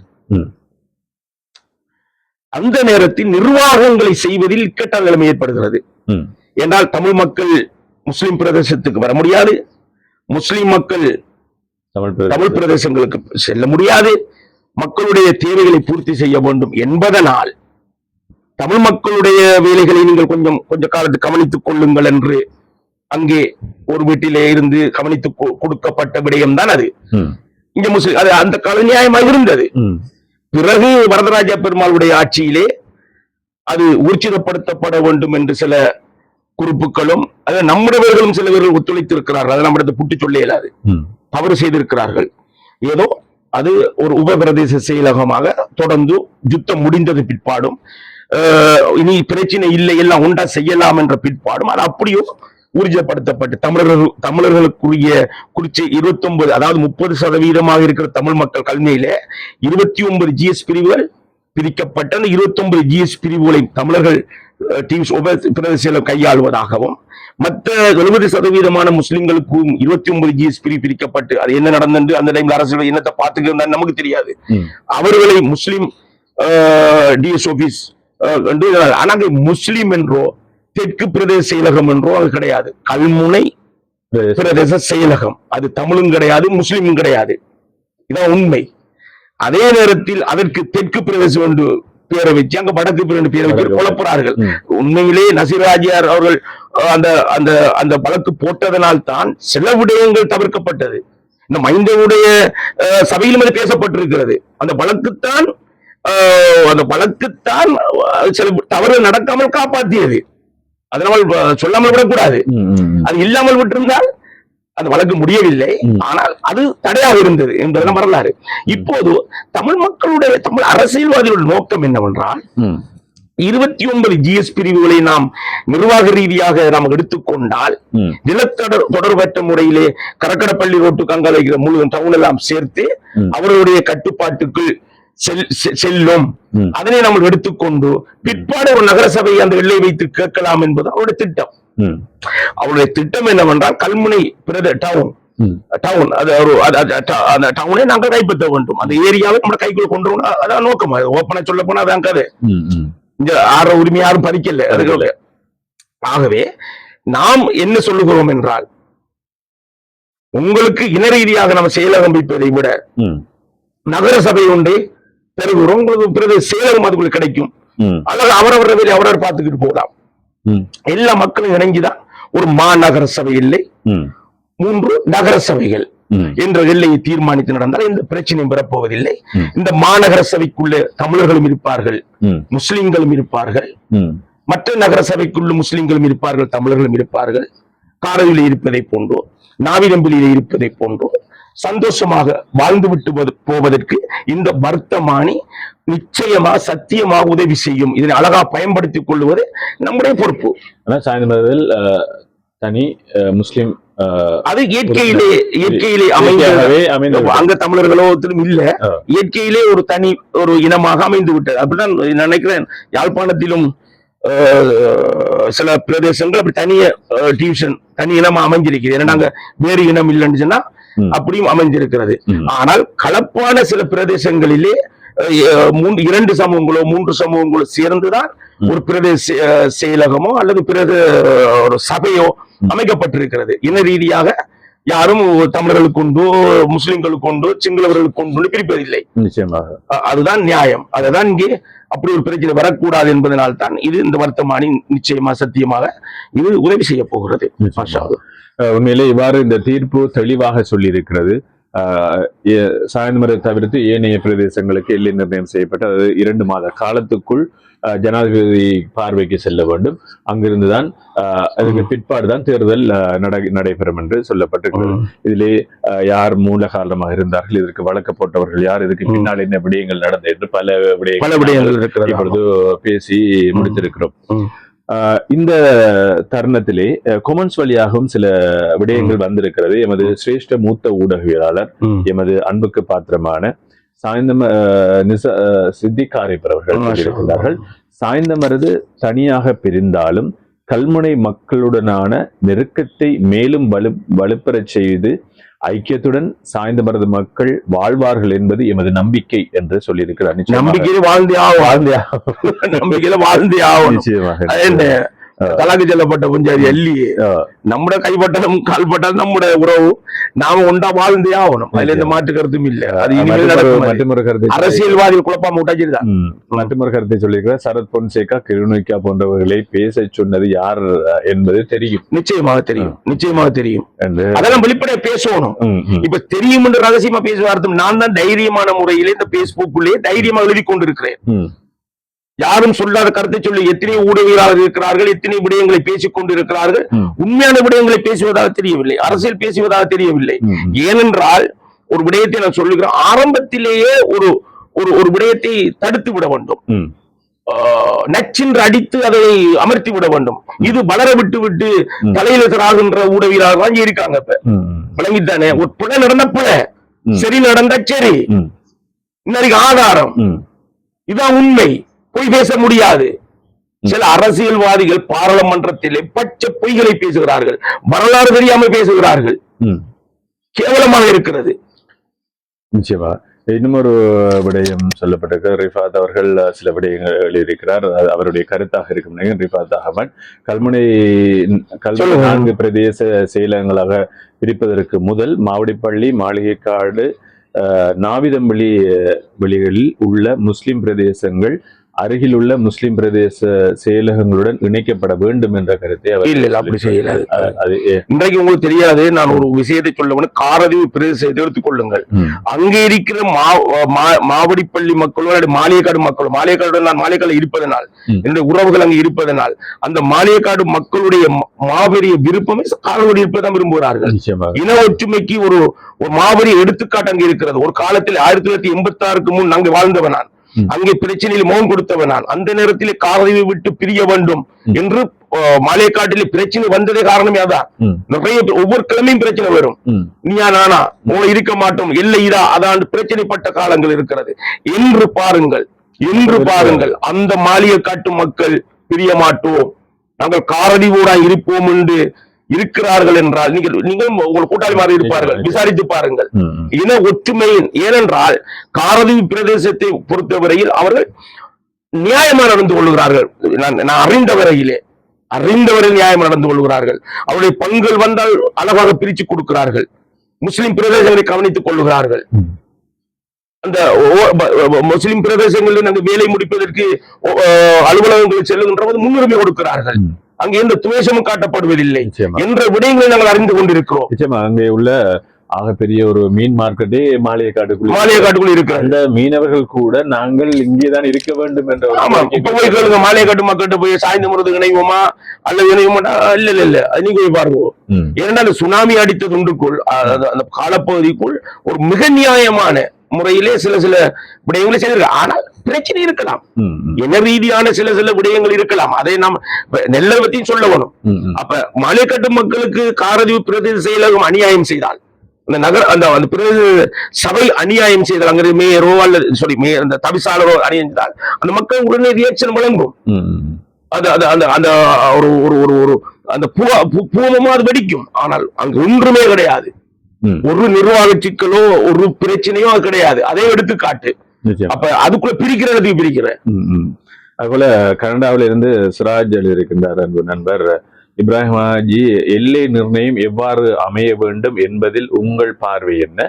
அந்த எல்லை நிர்ணயம் நியாயமான அடிப்படையிலும் மக்கள் வாழ்வியல் மற்றும் வரலாறு உண்மைகளை கருத்தில் கொண்ட வரைபடி எவ்வாறு அமைய வேண்டும் என்று. நிச்சயமாக நான் சொன்னேன். கல்முனை மக்களுடைய பக்கம் தான் பந்து வீசப்பட்டிருக்கிறது. அதனை தீர்மானிக்க வேண்டிய கல்முனை மக்கள் புத்திஜீவிகள் இருக்கிறார்கள். அவர்கள் நிச்சயமாக அதை பற்றி ஆலோசிப்பார்கள். அதற்குரிய எனக்கு அந்த நம்பிக்கை இருக்கிறது. நல்ல படித்த மக்கள், யாருக்கும் பயப்படாத, யாருக்கும் சூரம் போகாத நிறைய பேர் இருக்கிறார்கள். அவர்கள் சில நேரங்களில் அமைதி காட்பதனால்தான் சில பேர் தேவையில்லா வேலையெல்லாம் பார்க்கிறார்கள். அவர்கள் முன்னுக்கு வர வேண்டும். நிச்சயமாக நான் அவர்களை நம்புகின்றேன். அவர்கள் இந்த கல்முனைக்குரிய தீர்வை பெறுவார்கள். அல்லது கொடுக்க வேண்டிய இடங்களிலே விஷயத்தை சொல்லுவார்கள். நியாயமான அந்த கல்முனை மாநகர சபையை, 2 இனங்களும் ஆளக்கூடிய மாநகர சபையை அவர்கள் மீட்டெடுப்பார்கள். அதனோடு அது எல்லா இன மக்களுக்கு உதவும். அதே டைம்ல 3 நகர சபைகள் பிரியும். அதுக்குரிய அலோகேஷன் பெறும். அந்த மக்கள் எல்லாம் சந்தோஷமா 2 சபைகள் 3 நகர சபை 2 நகர சபை வருகின்ற போது அவருடைய அபிவிருத்தியாகவும் அவர் ஊரில் அவர்களை கவனித்துக் கொள்வார்கள். அங்கே பிரதேசவாதம் வராது, பிரதேச செயலகம் உனக்கா எனக்காண்டு வராது. என்ன அப்படியான எல்லைகளை பிரித்து இன ஒற்றுமையோடு, சரிதானே? அதுக்கு நாம தீர்வு சொல்ல இயலாது. அபிப்பிராயங்கள் பலவரும் பலதை சொல்லுகிறார்கள். ஒருவர் இப்படி சொல்லுகிறார், அதுக்கு இதெல்லாம் தீர்மானித்து நல்ல ஒரு தீர்வை கண்டு நல்ல ஒரு வசமாக இது நம்மளுக்கு அழகா அம்பிட்டு இருக்கிறது. மஹிந்த ராஜபக்ச இதனை அழகா செய்திருக்கிறார். உண்மையில் இந்த வழக்குகள் போடாமல் தடுக்கப்படாமல் விட்டிருந்தால் ஏற்கனவே முடிந்திருக்கலாம். 2 மாதத்துக்குள் இந்த விடயம் முடிந்து இன்று நகரசபை மகரசபை இயங்கியிருக்கும். அதை தடுத்தவர்கள் கவலைப்பட வேண்டும். இன்று கிட்டத்தட்ட 3-4 வருஷமா போயிட்டு அநியாயம். அந்த அநியாயத்தை செய்தவர்களும் இதை பாவத்தள்ளி கட்டணும். இதெல்லாம் செய்யாம விட்டு இருந்தா அன்றமே எல்லாருக்கும் தீர்வு கிடைத்து இன்னும் மறந்து போய் நம்ம இதை தடுத்தவர்கள் யாரு? அதே அது நம்ம தனிப்பட்ட முறையில சொல்வதாக போய்விடும். நாம் நெல்லத்தை சொல்ல வேண்டும், கெட்டதை சொல்ல முடியாது. மக்கள் நல்ல நடந்திருக்கிறது, நல்லதை இனிமேல் அந்த இன்னும் பிரதண்டவாதம் பண்ண தேவையில்லை. இதையே பயன்படுத்தி கொண்டு, ஆனா நான் தெளிவாக சொல்லுகிறேன், இப்போது கல்முனை மாநகர சபை என்று ஒன்று கிடையாது. அது வந்துட்டு நீர்த்தப்பட்ட ஒன்றாக இருக்கிறது. சாய்ந்தவர் ஊர்ஜிப்பட அந்த நீர்த்தப்பட்ட ஒன்று சேர்க்கப்பட 3 கல்கள், அடுப்பு கல்கள் வைக்கப்பட்டு தான் அது ஆரம்பிக்கப்பட வேண்டும். சரி, 3ஆ பிரிப்பதும் இல்லை, 4ஆ பிரிப்பதும் இல்லை. நாங்கள் சாய்ந்தவரை விட்டு நாங்கள் தனியே இயங்கப்பட திரும்ப வருத்தமானி வெளிவரணும். எல்லாரும் ஒத்து சொல்லி அது மருத்துவம் வந்தது போல உயிர் பெறும். இப்படி தேர்தல் நடைபெற வேண்டும், இன்னும் ஒரு வருத்தமானி பெற வேண்டும். அதிலே ஒலிவில் ஜலீல் சொல்லியிருக்கிற, உண்மையில் சாய்ந்தமருது மக்களின் நீண்ட நாள் நியாயமான தேவை நிறைவேறும் என் நாள் விரைவில் மலர வல்ல இறைவனை பிரார்த்திக்கின்றேன் அப்படி என்று சொல்லியிருக்கிறார். அதுபோல நஸ்மீர் சொல்லியிருக்கிறார், இப்ராஹிம் ஹாஜி ஒரு வரலாறு பொக்கிஷம் என்பதில் பெருமிதம் அடைகிறேன், அல்ஹம்துலில்லாஹ் என்று சொல்லியிருக்கிறேன். இன்னும் ஒரு கேள்வி வந்திருக்கிறேன் நினைக்கின்றேன். அஸ்வர் ரிஸ்வி சொல்லுங்க, இப்ராஹிம் ஹாஜியார் எப்போதும் சாய்ந்தமருது கல்முனை விடயத்தில் தைரியமான உண்மையான விடயத்தை பேசி வரும் நபர். இந்த பிரச்சினைக்கு உயிர் கொடுத்தவர்கள் முஸ்லிம் காங்கிரஸ் கட்சியின் சிராஸ் அவர்களின் மேயர் பதவியை பறித்ததுமே. இதற்கு காரணம் யார்? யாருக்காக இந்த பதவி எடுக்கப்பட்டது? அதான் உண்மை. கேள்வி கேட்டிருக்கிறார். அதான் சொல்லிட்டோமே நாம. அவரோட காழ்ப்புணர்ச்சிக்காக அவரோட அரசியல். இப்ப என்னண்டா, ஹக்கீம் வந்துட்டு சிராஜோட பதவியை பறிச்சு நோக்கம் ஓப்பனா சொல்லட்டா, சிராஜ் நல்லா இயங்கினேன் அந்த டைம்ல அதாவுள்ள அமைச்சர் இருந்து அதாவுள்ள சொல்லி இருக்கிறாரு சிராஜ் மீரா சாஹி கூட்ட, இந்த மாநகர சபையை கட்டுறதுக்கு ஏற்பாடு பண்றாமானே என்னிடம் ஒரு கப்பல் போல என்று அந்த மனுஷன் அந்த பிள்ளை. ஆனா இதுக்கு ஏன் இது கட்டப்படாம இருக்குது, இங்க யாரும் பெரிய ஆளா போறாங்கிற விஷயம் அவருக்கு தெரியா. அவர் சந்தோஷத்துல என்ன செய்ய தலைவர்கிட்ட போய் கேச்சிருக்கிறார் ஹக்கிம் கிட்ட, இப்படி மாநகர சபை கட்ட போறோம்னு. அமைச்சர் தானே அவர் பார்த்தாரு, என்னண்டா அதா உள்ள என்றாலும் அமைச்சர் தானே, நமக்கு நிதி வரப்போடு கட்ட போறோம் என்ற சதம். ஓ கட்டுவோமே அன்றமே ஹக்கிம் முடிவு எடுத்துட்டாரு, கட்டுவோமே கட்டுவோம் 2 வருஷம் முடிய கட்டுவோம். இதா ஏன் ஒழிச்சு மறைஞ்சு சொல்லணும், இத கட்டி விட்டாரு மனுஷன். கடைசியா போய் உனக்கு பேச்சர் ஒன்று ஆரம்பிச்சு சொன்னியான். அப்ப அவர் சிராஜ் நினைச்சிருக்காரு எப்படின்னா, நம்ம காலத்துக்குள்ள மாஷா அல்லாஹ் மாநகர சபை இப்படிதான் ஒரு கதை ஒன்று இருக்கு. ஒரு லோயர் வந்து ஒரு வழக்க பேசினாராம், 40 வருஷமா வழக்கு பேசிருக்காரு. ஒரு வழக்கு உண்டு, வயசு பேச்சு மனுஷனுக்கு, கொஞ்சம் ஆள் கட்டியில படுக்கிற நிலைமை. இப்ப மகனும் லோயரா படிச்சுட்டாரு, மகனை கூப்பிட்டு சொல்லிருக்காரு வழக்குல பாரம்பரிய செய்யுமான்னு சொல்லி. இனி அவன் கட்டுல தூக்கிட்டு போயிருக்கான். அங்க போய் பாத்திருக்கான், என்னடா வழக்கு கத்திரிக்கான் சும்மா இழுபட்டு போகணும். அவன் ஒரு 2 கிழமைகள் வழக்கு முடிச்சுட்டான். முடிச்சு பெருமையா வந்து பாப்பாட்ட சொல்லியிருக்கிறான், பாப்பா நான் போன வழக்கு 2 கிழமையில முடிச்சிட்டேன் பாப்பாட்டா. அடாவோடா பைத்தியகாரா, இதை வச்சுதான் உன்னை படிப்பிச்சு, நான் இதை வச்சுதான் நான் குடும்பம் நடத்தினேன். பைத்தியம் வழக்கு பேர் தெரியுமாடா முதலாவது என்று சொன்னான். அந்த வரலாறு ஒன்று இருக்குது. அதுபோலதான் கல்முனை மாநகர கட்டுறதை கட்டுறது 5 நிமிஷம். இந்த உலகம் உள்ள கட்டுப்படுது, காரையில கட்டுப்படுது, வேறாவூர்ல கட்டுப்படுது, எங்கெல்லாம் கட்டுப்படுது, என் கல்முனையில கட்டையிலாண்டா அதை வச்சு அரசியல் செய்யறது. கடவுளைக்கு தானே ஒரு வகையான அரசியல் செஞ்சு. அப்ப இது விஷயம் தெரியாம தான் சிராஜ் மீராக இரவு 2 மணிக்கு ஒளிம்பி போய் தமிழர்களுக்கு தீர்வு வழங்கலாமண்டா, அங்க தண்ணி வருது என்று குடையை பிடிச்சி போய் தீர்வு வழங்கலாமண்டா, கதை கொஞ்சம் கடுபடுது. ஒரு படிப்பிரச்சனை வந்தா அவரது பீச்சரவை போட்டு கூடிய அந்த தடுக்காரண்டா, மக்கள் மத்தியில கல்முகுடி மக்களோ சாய்ந்த மருது மக்களோ தமிழ் மக்கள் கூட சிராஜுடைய சேவையை துடிதுடிப்பான சேவை பாராட்டியவர்கள நான் பார்த்துதான் இருந்திருக்கேன். உண்மையாவே நடந்துச்சு நல்லா பழகிட்டு தானே துடி போய் ஏங்கினார். அந்த நேரத்தில் தான் மாநகர சபையை கட்டுறதுக்கு கப்பலை போல கட்டுறதுக்கு கற்பனை பண்ணின உடனே கற்பனை இவனை விட்டா நமக்கு எல்லாம் முடிஞ்சு சரியான எண்டு ஓட்டு தான் 2 வருஷம் எப்படா அவர் பாத்துக்கு இருந்து கதையை அமத்துவ பல்லு புடுங்க கூட அந்த கண்ட பேரும் ஈடுபட்டு கண்ணு இப்படி கிடக்கு. பல்லு புடுங்க ரோனா புடுங்க மேல் பல்ல புடுங்க போல டாக்டர் மாதிரி சொல்லுவாங்க. கீழ்பல்ல புடுங்க பிரச்சனை இல்லை, தாடாவே இழுத்துக்கு நிற்கும். இது கண் கொஞ்சம் இழுத்தா கண்ணு இப்படி நிற்கும், இழுத்து விட்டாரு கண் பிறந்துட்டு. இப்ப பள்ளிவாசல் நிர்வாகம் என்ன சொல்லுது, அவன் சும்மா இருந்தாக்கலாம், அந்த அணிவாக்கலாம் சும்மா இருந்து. அப்ப இருக்கிற காய்ந்த நீங்க என்ன பாத்துக்கிறீங்க, ஆண்டோடனே சிட்ரா வாப்பா பொருங்கடா போய் கதப்பு வந்து தலைவன்கிட்ட போய் மிளகட்டு போய் புத்துநோய் சிராஜ் ஒரு புத்துநோய் நாங்க இல்ல அவன் என்ன சொல்லி போட்டு அந்த மனுஷன் போய் சாய்ந்த மாதிரி ஒரு மனுஷன் மந்திரிக்கானே, ஊருக்கு பெரிய தலைவர் மந்திரிக்கானே, சரி ஒரு 6 மாசம் அதை கொடுத்து விஷயத்தை முடிப்போட அவரோட கர்வம் அவரோட பெட்டி. முதலாவது இந்த மக்கள் சுபஹானல்லாஹ் நாங்கள் எழுத்துக்களை பார்க்கணும். துரோகிகள் 6 நிமிஷமும் கொடுக்க மாட்டேன். ஏன்னா பாப்பட விட்டு சொத்து தானே, பாப்பட விட்டு சொத்து தானே அது. அப்ப ஒரு மருதமலையில் ஒரு மேயர் வரலாம்டா, கல்முனைக்குடியில ஒரு மேயர் வரலாம்டா, சாய்ந்த மகன் மேயர் வரட்டுமே. மக்கள் தானே தெரிவு செஞ்சு என்ன பிரச்சனை இருக்குது, என்ன சொல்றீங்க? இப்ப பாருங்க, சாய்ந்த மருதும் மக்கள் சிராஜ கொண்டு வந்தீங்கன்னு சொல்லணும். இப்ப நல்ல ஒரு விஷயம் சொல்றேன். நான் இப்ப அந்த தேர்தலில் நிசாங்காரி இருக்காரு, சிராஜ் இருக்காரு. சிராஜ் அப்பதான் கட்சிக்கு வந்து 6 மாசமும் இல்லை. சிராஜ் வந்து ஒரு மேயரா கேட்கக்கூடிய தகுதியும் இல்லை அந்த டைம்ல. தகுதிண்டா அதை சொல்லல, அந்த கட்சியில ஊர் நாள் இல்ல.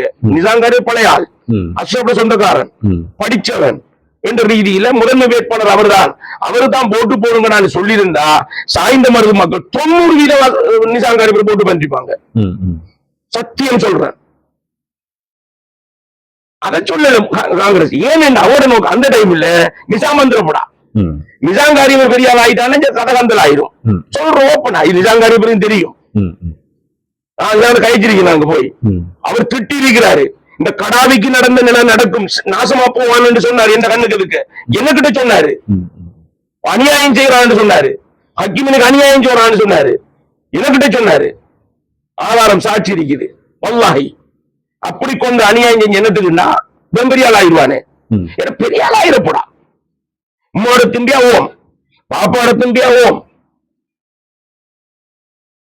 அதுபோல தான் அவளுக்கு பிடிக்கும். அதனால இவர் கொஞ்சம் துடிப்பாக கொஞ்சம் தேவையில்லாத வேலை பார்க்க போய் உண்மையில சிராஜ் மீராஜா விஜய் ஒண்ணுங்க இருந்திருக்கலாம். ஒன்றுமே செய்யாம இருந்ததுன்னா அவர் அமையர் தொடர்ந்து. அப்படியான பிரச்சனை இருக்குது. இந்த கூத்துக்கெல்லாம் மக்கள் பணி இல்லை. நீங்க காட்டின கூத்துக்கெல்லாம் நீங்க வந்து சாய்ந்த பக்கமே வரக்கூடாது, கல்ம பக்கமே வரக்கூடாது. ஹாக்கிம் ஊரை நாசப்படுத்தி இப்ப உறவு, இப்ப நீங்காரிய பெறும் சிராஜி மீராஜா உறவு சிரிக்காக நாங்க பாதிக்கப்பட்டு போய் கிடக்கு. இங்க மக்கள் குழம்பி போய் கிடக்கா இங்க கல்வளைட்டா. அதுபோல OSM முகமது கேட்டிருக்கிறார், சாய்ந்தமருதின் எல்லையும் வட்டாரங்களும் தெளிவாக உள்ளதா, நீதிமன்றத்துக்கு காட்டிவிட்டு தேர்தல் நடத்த கோரலாமா? அது அமைச்சர் தானே பாக்குறேன், இங்க வேற யாரும் பாக்குற இல்லையா? அவங்க குழுவை போட்டு அது செய்து அழகா செய்வாங்க. அது நம்ம பொறுப்பில் அமைச்சர் பொறுப்பு. அதே நேரத்தில் கல்முனைக்குரிய ஏனைய பிரதேசக்குரிய விஷயத்தை போற அமைச்சருக்கு தான் பொறுப்பு. இப்ப நம்ம கல்முனை மக்கள் அமைச்சர் தான் கேட்கணும். அமைச்சர் தான் உடனே எல்லா வேலையும் அதை நீதிமன்றம் சொல்லிருக்கி. நிசாங்காரி சொல்லிட்டு இருந்தாரு, அமைச்சருடைய பொறுப்பு அது. ஆனா சில பேர் நினைத்துக் கொண்டிருக்காங்க சாய்ந்தமருது நகர சபையா இருக்குது, அதே மாதிரி ஏனைய பிரதேச இல்ல. திரும்ப சொல்றாரு விலகித்தானே. மாநகர சபையே கிடையாது, இப்பயும் கிடையாது. இனிமேல் தான் வர்த்தமானி வந்துதான் மாநகர சபை ஒன்று இருக்கிறான்னு பார்க்கணும். அது ஒரு இந்த தீர்மானம் எடுக்கப்பட்டு 3 நாள் மாசம். நிச்சயமா. அதுபோல இன்றைய தீர்ப்பு இப்பொழுதோ எங்களது இந்த சபையை பார்த்து விட்டு நலீம், அதுபோல பிஹோம் டிவியினுடைய பணிப்பாளர் ஜாஸ் அவர்கள் வந்திருக்கின்றார். அதுபோல எங்களுடைய இக்ரா ஜலால் அவர்களும் வந்திருக்கின்றார். அவர்களையும் நாங்கள் இந்த எல்லாரும் நண்பர்கள் அவர்களை அன்போடு நாங்கள் வரவேற்றுக் கொள்கின்றோம். அதுபோல எங்களுடைய தொழில்நுட்பத்தை வழங்கி கொண்டிருக்கின்றார். இந்த சந்தர்ப்பத்திலே இன்னும் ஒரு விடயத்தை கேட்க வேண்டும். இந்த நிசாம் காரியப்பர் அவர்கள் கௌரவ பார்லமெண்ட் உறுப்பினர்கள் இன்று அந்த தீர்ப்பு வழங்கப்பட்டதும் ஒரு செவியினை அறிவித்திருந்தார். இது வழங்கப்பட்டிருக்கிறது, சந்தோஷமான விஷயம். அவ்வாறு இதிலே முகநூல் பக்கங்களிலே சில விடயங்கள் பேசப்பட்டு வருகிறது. இவர் இதற்கு எதிராக வழக்காடு எதிராளிங்கிறது வழக்கிலே இருக்கு. வழக்கிலேயே வழக்காளி எதிராளி, பிட்டிஷனர் என்றாரு வழக்காளி, ரெஸ்பாண்டனா எதிராளி. எதிராளியானவர் எதிராக வழக்கு பேசியவர், இதற்கு எதிராக வழக்கு பேசியவர். அவர் எப்படி சந்தோஷப்பட முடியும்? ஆச்சரியமா இருக்குது. சந்தோஷப்பட்டுதான் பாக்குறோம். கொஞ்சம் அதிசயம் நடந்தது. அது ஊடகங்களுக்கு விஷயம் தெரியா, ஏதோ நிசாங்காரிய பெற்றுக் கொடுத்த மாதிரி ஊடகங்கள் எழுது. அது வெட்டாரம் ஊடகம் என்னென்று அறிகிறதும் இல்ல, வெளியிருக்காத வெட்டாரம் ஊடகங்கள் தலையங்கம் போடுது. அவர் எதிராக பேசியவர். அவரு போடுறா சலிமை தான் போடணும், இல்லாட்டி அதான் உள்ள போடணும், இல்லாட்டி நம்முடைய அசிமை போடணும். அவர்களை போட்டு வெற்றி அடைந்தார்கள் என்று போடுவது நியாயம் இருக்கிறது. நிசாங்காரிய பற்றி சம்பந்தமே இல்லை. உண்மையிலே நிசாங்காரிய இதனை எதிர்க்காமல் இந்த வர்த்தமானியை நீதிமன்றத்துக்கு சொல்லி நல்ல ஒரு தீர்வை பெற்றிருக்கலாம், ஒரு அவசரமான தீர்வை பெற்றிருக்கலாம். இப்ப சாய்ந்தமருது விடயம் மட்டும்தான் நீதிமன்றத்தில் பேசப்பட்டதால் சாய்ந்தமருது விடயம் மட்டும் தீர்ப்பாக கொடுக்கப்பட்டிருக்கிறது. விலகிக் கொள்ளணும், இல்லாட்டி இதுக்குரிய தீர்வாளா வழங்கப்பட்டிருக்கும். இப்பதும் வழங்கலாம். ஆனா அந்த நீதிமன்ற ஓடராக எடுத்திருக்கலாம். அதை நிசாங்காரி சேர்ந்து கேட்டிருக்கலாம். நான்கு அப்பிடிக்கிறது எங்களுக்கு இப்படிலாம் சேர்ந்தா நீதிமன்றத்துக்கு விளங்கி இருக்கும். அது சாய்ந்தமருது தான் தீர்ப்பு கொடுக்கப்பட்டிருக்க ஒழிய கல்முனையுடைய விஷயத்தை பாருங்க, அமைச்சர் வச்சு பாருங்கன்னு சொல்லப்பட்டிருக்குது. இப்பொழுது எதிராக வழக்காட சென்றவரே அதற்கு வாழ்த்து சொல்லுகின்ற அந்த நிலைப்பாடும் அது கோழைத்தனம் இல்லை. அது அவங்களுக்கு சரியா பாட்டு பாடுறாங்க தானே. அண்மை காலத்துல இன்னும் பல விடயங்கள் பேசப்பட்டு பாட்டு பாடுறேன்டா, நான் வந்து ஓப்பனா சொல்றேன், பாட்டு பாடுறேன்டா, டான்ஸ் அடிக்கிறேன்டா ஓரளவு தெரிஞ்சிருக்கணும். அதாவது சும்மா ஆசையில பாட்டு பாடுறா ஜோக்கரா பேசிடுவோம் நம்ம. இதுல இன்னொரு விடயத்தை நான் சேர்க்கலாம் நினைக்கிறேன். அண்மை காலத்திலே எங்களது முஸ்லிம் கவுன்சிலுடைய தலைவர் ரவாக்கிம் அவர்களும் நிசாங்காரியப்பர் அவர்களும் சென்று எங்களுக்கு இந்த எங்களது பாராளுமன்ற உறுப்பினர் பதவியை எங்களுக்கு முஸ்லிம் காங்கிரஸுக்கு மாற்றித்தாங்கன்னு சொல்லி ஒரு சும்மா சில கருத்துக்களை சொல்லலாம். இலங்கையுடைய சரித்திரத்திலும் அரசியலமைப்பிலும் இல்லாத ஒரு புது நாகரிகமான ஒரு விடயம். நான் ஒன்றை சொல்ல வேண்டும், கோபத்துக்காக சொல்லவில்லை. ஒரு தேர்தல் மனு நிராகரிக்கப்பட்டால், தேர்தல் வேட்பு மனு அதுல ஏதாவது பிரச்சனை வந்தால் அப்பீல் நீதிமன்றம் தான் போறேன். ஏன்னால் அப்பீல் நீதிமன்றத்துக்கு மட்டும்தான் திணைக்களங்களுக்கு நிறுவனங்களுக்கு கட்டளை அதிகாரம் உள்ளது. விலகிக் கொள்ளணும். அந்த அப்பீல் நீதிமன்றம் ஏதாவது பிழை செய்தால்தான் உச்ச நீதிமன்றம் அதை மேல் பரிசீலனை செய்வதற்கு அப்பீல் பண்ணுவதற்கு அதுக்கு செய்யலாம். நேரா வந்து உச்ச நீதிமன்றத்துக்கு போறல, எஃப்ஐஆர் பண்றதும் இல்ல, எஃப்ஐஆர் பண்ணதான் அங்க போகலாம். இது தெரியாமலுக்கு உச்ச நீதிமன்றத்துக்கு போய் மூக்கூடப்பட்ட வரலாறுலாம் இருக்கிறது. அது மாதிரி தான் இப்ப நீங்க நல்ல விஷயத்தை கூட்டு கட்சியோ கூடாத கட்சியோ அது கட்சிக்கு அப்பால், நீங்கள் வேட்புமனு தாக்குதலில் எந்த கட்சி என்று கேட்கப்பட்டிருக்கும், என்ன கட்சியை போட்டிருப்பீங்க? நான் கூட்டு கட்சி எழுதிருப்பீங்களா? இல்ல. இது நகைச்சுவை அல்லவா? நீங்க கேட்டிருக்காரு, என்னப்பா ஒரு கட்சியில தேர்தல் கேட்கீங்க, இன்னொரு கட்சியில செயல்பட கேட்கீங்க. சரி, எஸ்இ வீடு போடணும், அவர் செயலாளரை போட்டிருக்கலாமே, நீ எதிரியா ஒரு தரப்பா போட்டிருக்கலாம், அதுவும் போடல. இரண்டாவது, நீங்க உடனே கேட்டிருக்கலாம், தேர்தல் நடந்து 1 வருஷமா போயிட்டு 1.5 வருஷமா போயிட்டப்ப 2025 நடுப்பதான் கேட்கீங்க. அப்ப எத்தனையோ காலங்கள் தான் கேட்கீங்க. அப்ப இந்த தவறுகளை எல்லாம் பார்க்கின்ற போது இவர்கள் உண்மையிலேயே கேள்வி அடையாளம். இதுக்குள்ள சுமேந்திரன் ஐயாவும் மாட்டிக்கிறாரு. சரி, அது ஒரு சிறப்பு கேள்வியாக இருந்தது. அதுபோல இர்ஷாத் முகமது கேட்டீங்கன்னா நிக்கிறாங்க 131 பேர். இர்ஷாத் முகமது சொல்லியிருக்கிறார், வட்டார தேர்தல் இருக்கும் வரைக்கும் கல்முனைக்கு எந்த பிரச்சனையும் இல்லை. இதே வீதாசார தேர்தல் வந்துவிட்டால் கல்முனைக்கு பாதிப்பு ஏற்படுமா? ஏற்படாது. சாய்ந்தமரத்துக்கு ஏற்படாது, அது உண்மை என்று சொன்னாலும் அது தனி முஸ்லிம் ஊர். ஆனால் கல்முனையில் மான் குயில் கரடி என்று வரும்போது வாக்கு பிரியுமா பிரியாதா? கொஞ்சம் தெளிவு. அவர் சொல்ல வர்றார் என்னன்னா, 70% முஸ்லிம்கள் சாய்ந்தமர் தவிர்ந்து, உதாரணம் அவர் சொல்ல வர்றாரு என்னன்னா, சாய்ந்தமர் இல்லாம தனி அவ்வளவு சேர்ந்து நகரசபையில் அங்க பிரியாமலுக்கு ஒரு மாநகர சபையா இருக்கின்ற போது அங்கே 70% இருக்கிற முஸ்லிம்கள் 30% தமிழர்கள் இருக்கின்ற போது இந்த 70% முஸ்லிம்களும் பல ஆணகுண கட்சியில வருகின்ற போது பிரிந்து நிற்பார்கள். அங்கே தமிழர்கள் கட்டியாக கேட்டு 9 உறுப்பினரை பெற்று விட்டால் அவர் ஆட்சி அமைக்க ஏதுவாக அமைந்து விடுமே என்ற பயத்தை அவர் கேட்கிறார். ஆனா சத்தியமா நடக்காது. ஏன் காரணம் என்றால், இலங்கை அரசியலமைப்பை சொல்லலாம், மஹிந்த ஒரு கட்சி, ரணில் ஒரு கட்சி, சஜித் ஒரு கட்சியா இருந்தாலும் தமிழ் மாணவர்கள் ஜனாதிபதியா விடுவாங்களா? இல்ல, விட மாட்டாங்க. சிறுபான்மைதான்.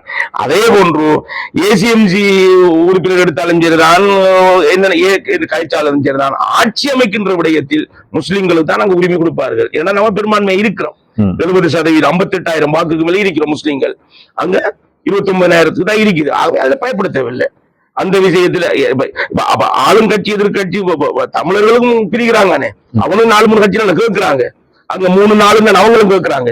அப்ப அப்படி இருக்க போல அப்படி ஒரு ஆட்சி அமைப்பதற்கு அங்க சான்ஸ் இல்லை. அது ஒரு தவறான ஒரு கருத்துங்க நான் பதிவு செய்து கொள்றேன். நம்முடைய ஒளிவில் ஜலீல் சொல்லியிருக்கிறார், ரஹாஜி இது தற்போது எவ்வாறான எல்லைகள் உருவாக்கப்பட வேண்டும்? தேசிய காங்கிரஸ் தலைவர் அதாவுல்லா அவர்கள் அன்று கொண்டு வந்த எல்லையாக இருக்குமா, இல்லை வேறாக? இல்ல அதாவுல்லாவோட நாங்க பேசணும். அவர் கூட சொல்லுகிறார், கல்வி மக்கள் தான் தீர்மானிக்கணும். எல்லையில சில அபிப்பிராயங்கள் நம்ம சொல்லலாம், ஆனா தீர்மானம் திணிக்க முடியாது. அது அங்கே இருக்கிற புத்திஜீவிகள் நிச்சயமாக அதுக்குரிய வழியை காண்பார்கள் என்று அவரும் சொன்னார். அதுபோல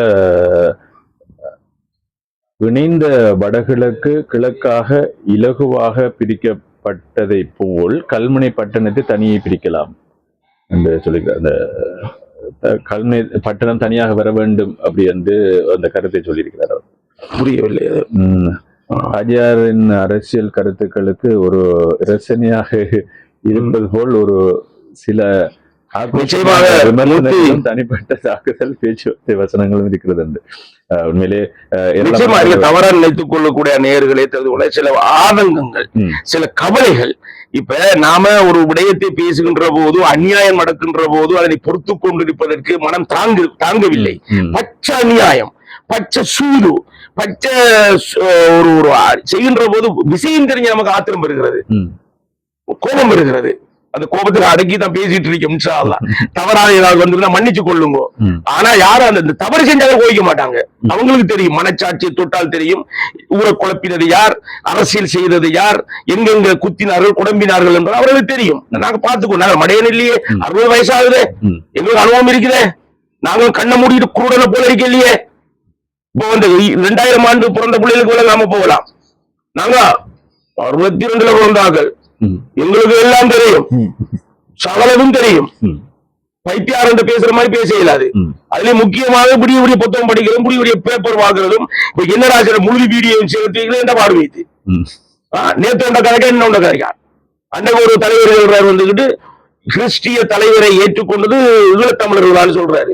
நான் சொன்னேன் சிங்கள சமூகம் DS சேனநாயகாவே முதல் கிறிஸ்டிய தலைவர் ஆக்கிட்டாங்க, அது தெரியுமா தலைவர் கொண்டு கேட்டார். அப்ப வரலாறு தெரியாம பேசுறாரு, வரலாறு தெரியா கேவலம் நான் கேட்கிறேன். தந்தை செல்வநாயகத்தை ஒரு கிறிஸ்டியராக இருந்தும் ஈழத்தமிழர்கள் முதலாக இலங்கையிலே ஒரு கிறிஸ்டிய ஏற்றுக்கொண்ட சமூகம் என்று அவர் போடுகிறார். யாருக்கு போடுறான்னு தெரியா?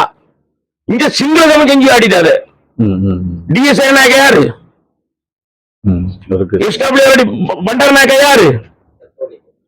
ரணில் விக்ரமசிங்க யாரு? ஜூலியட் ரிச்சர்ட் யாரு? இது தெரியாத ஐயோ சொல்லுங்க, மற்றது சொல்லுங்க. இப்பொழுது நீங்கள் கல்முனை மக்கள் எவ்வாறு நடந்து கொள்ள வேண்டும் என்ற விடயத்தை சொன்னீர்கள். இப்பொழுது தனியாக சாய்ந்தமரது நகர சபை பிரிக்கப்பட்டிருக்கிறது. அங்கே எவ்வாறான விடயங்கள் நடந்து கொள்ள வேண்டும், இவ்வாறு இருக்க வேண்டும்? சாய்ந்தமரதிலே நகர சபை என்று சொல்லுகின்ற போது உறுப்பினர்கள் கொஞ்சம் கூடுதலாக கொடுக்க வேண்டிய கட்டாயத்துக்கு அங்க ஆளாக்கப்பட்டிருக்கிறது. உடனே வட்டாரங்கள் பிரிக்கப்பட்டு தெரிவு செய்யப்பட்டு அதற்கு ஏற்றது போன்ற எதிர்கட்சி ஆளுங்கட்சி வருவதற்கு ஒன்றிய ஒரு எல்லை நிர்ணயம் செய்யப்பட்டு மாஷா அல்லாஹ் அது அழகாக செல்லும் நினைக்கின்றேன். இனிமேலும் சாய்ந்தவர் மக்கள் அவர்களுடைய நிர்வாகத்தை அவர்கள் பார்த்துக் கொள்வார்கள். அவர்களுடைய வருமானங்கள் அவர்களுடைய விடயங்களை தனியை பார்த்துக் கொண்டு போகலாம். ஏனென்றால் உங்களுக்கு தெரியும் நினைக்கின்றேன், இலங்கையிலே முதலாவது உள்ளூராட்சி சபை ரிசல்ட் சென்ற நடுகண்ணாவை அங்க வாழ்றாங்க தெரியுமா? 1500 வாக்காளர். அதுக்குன்னு தனி மாநகர சபை கொடுக்கப்பட்டிருக்கு. கடுகண்ணாவை கேள்விப்பட்டிருப்பீங்க. கடுகண்ணா பெஸ்ட் அது அங்காம் பெறும் ஒரு 1500 உறுப்பினர் இருக்கா, அப்படிதான் கொடுக்கப்பட்டிருக்கிறது.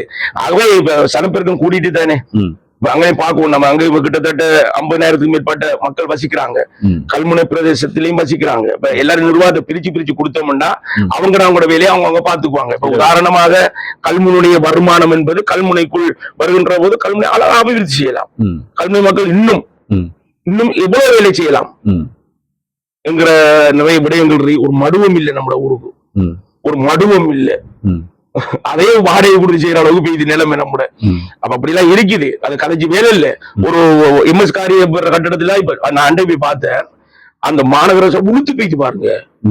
இன்ட்ரெஸ்ட் சொல்ல அல்லாவே இந்த ஊரெல்லாம் கட்டணம் கட்டுறானுகள். இல்ல ஒரு ஆஸ்திரேலியா கவர்மெண்ட் போய் காலில் விழுந்தாலும் கட்டி தருவானுங்க.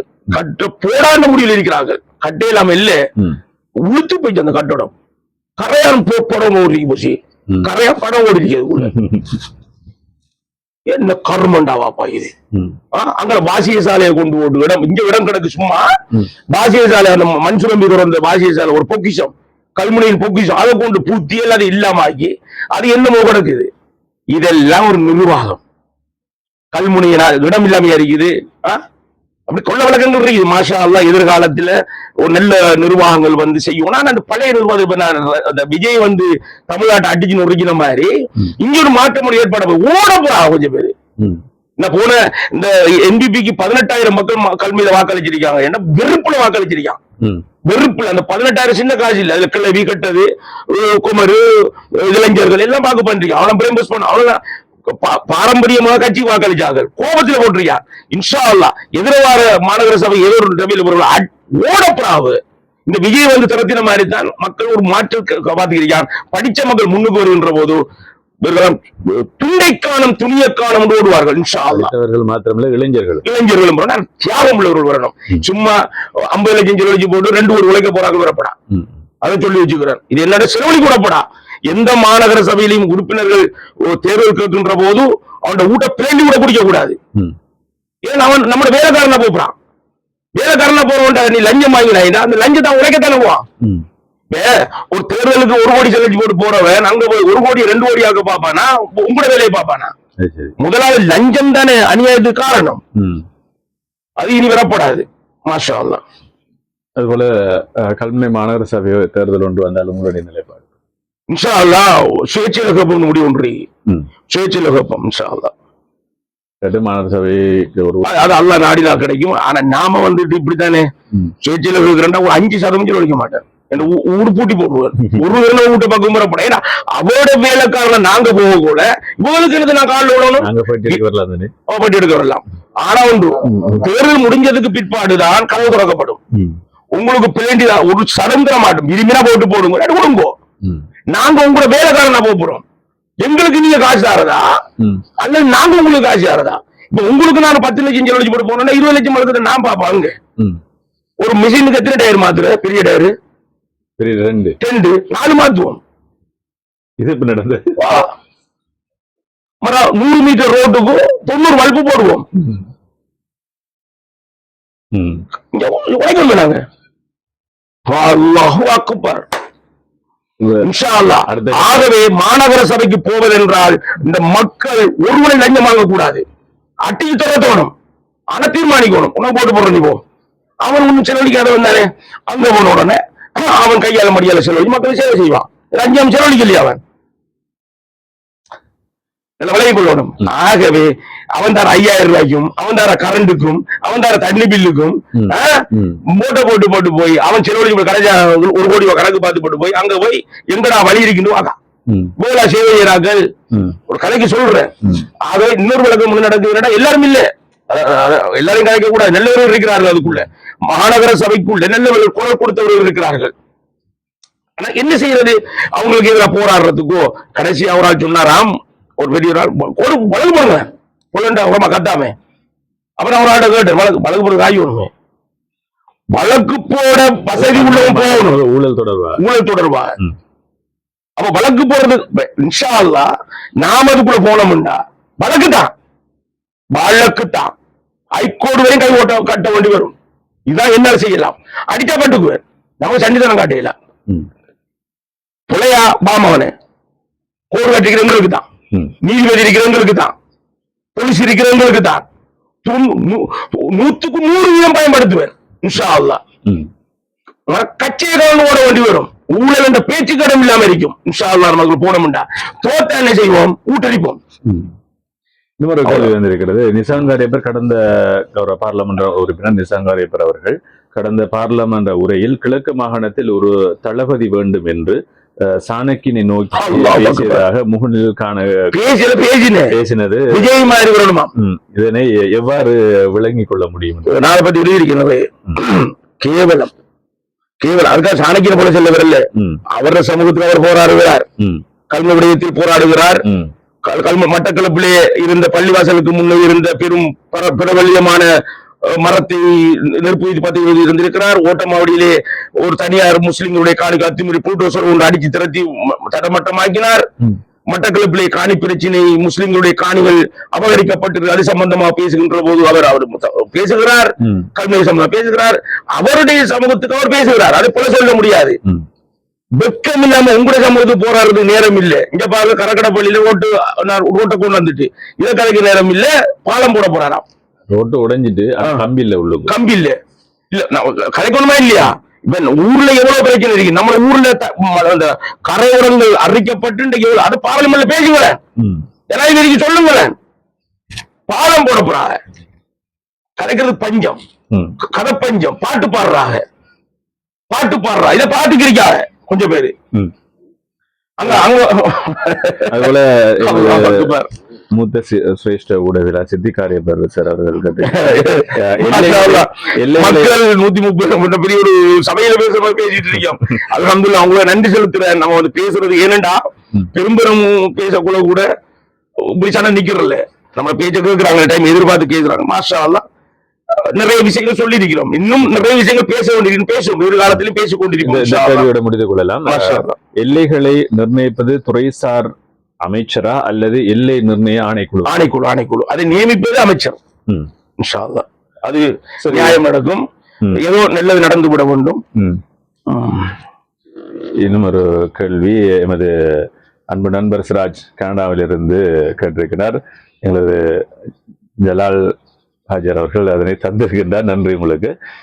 கல்முனை மாநகர சபைக்கு கல்முனையை உண்மையாக நேசிக்கும் ஒருவரே வர வேண்டும். கல்முனை மட்டுமல்லாது சாய்ந்தமருது உள்ளிட்ட அண்டைய ஊர்களில் நலன்களையும் சமமாக கருதி செயல்படக்கூடிய ஒருவர் தேவை.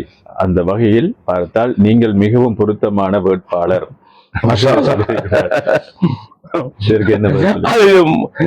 மக்கள் விரும்பின வராம இருக்கு. என்ன வந்தா அழகா இருக்கும், வந்தா மரம் அவன் அவ்வளவுதான்.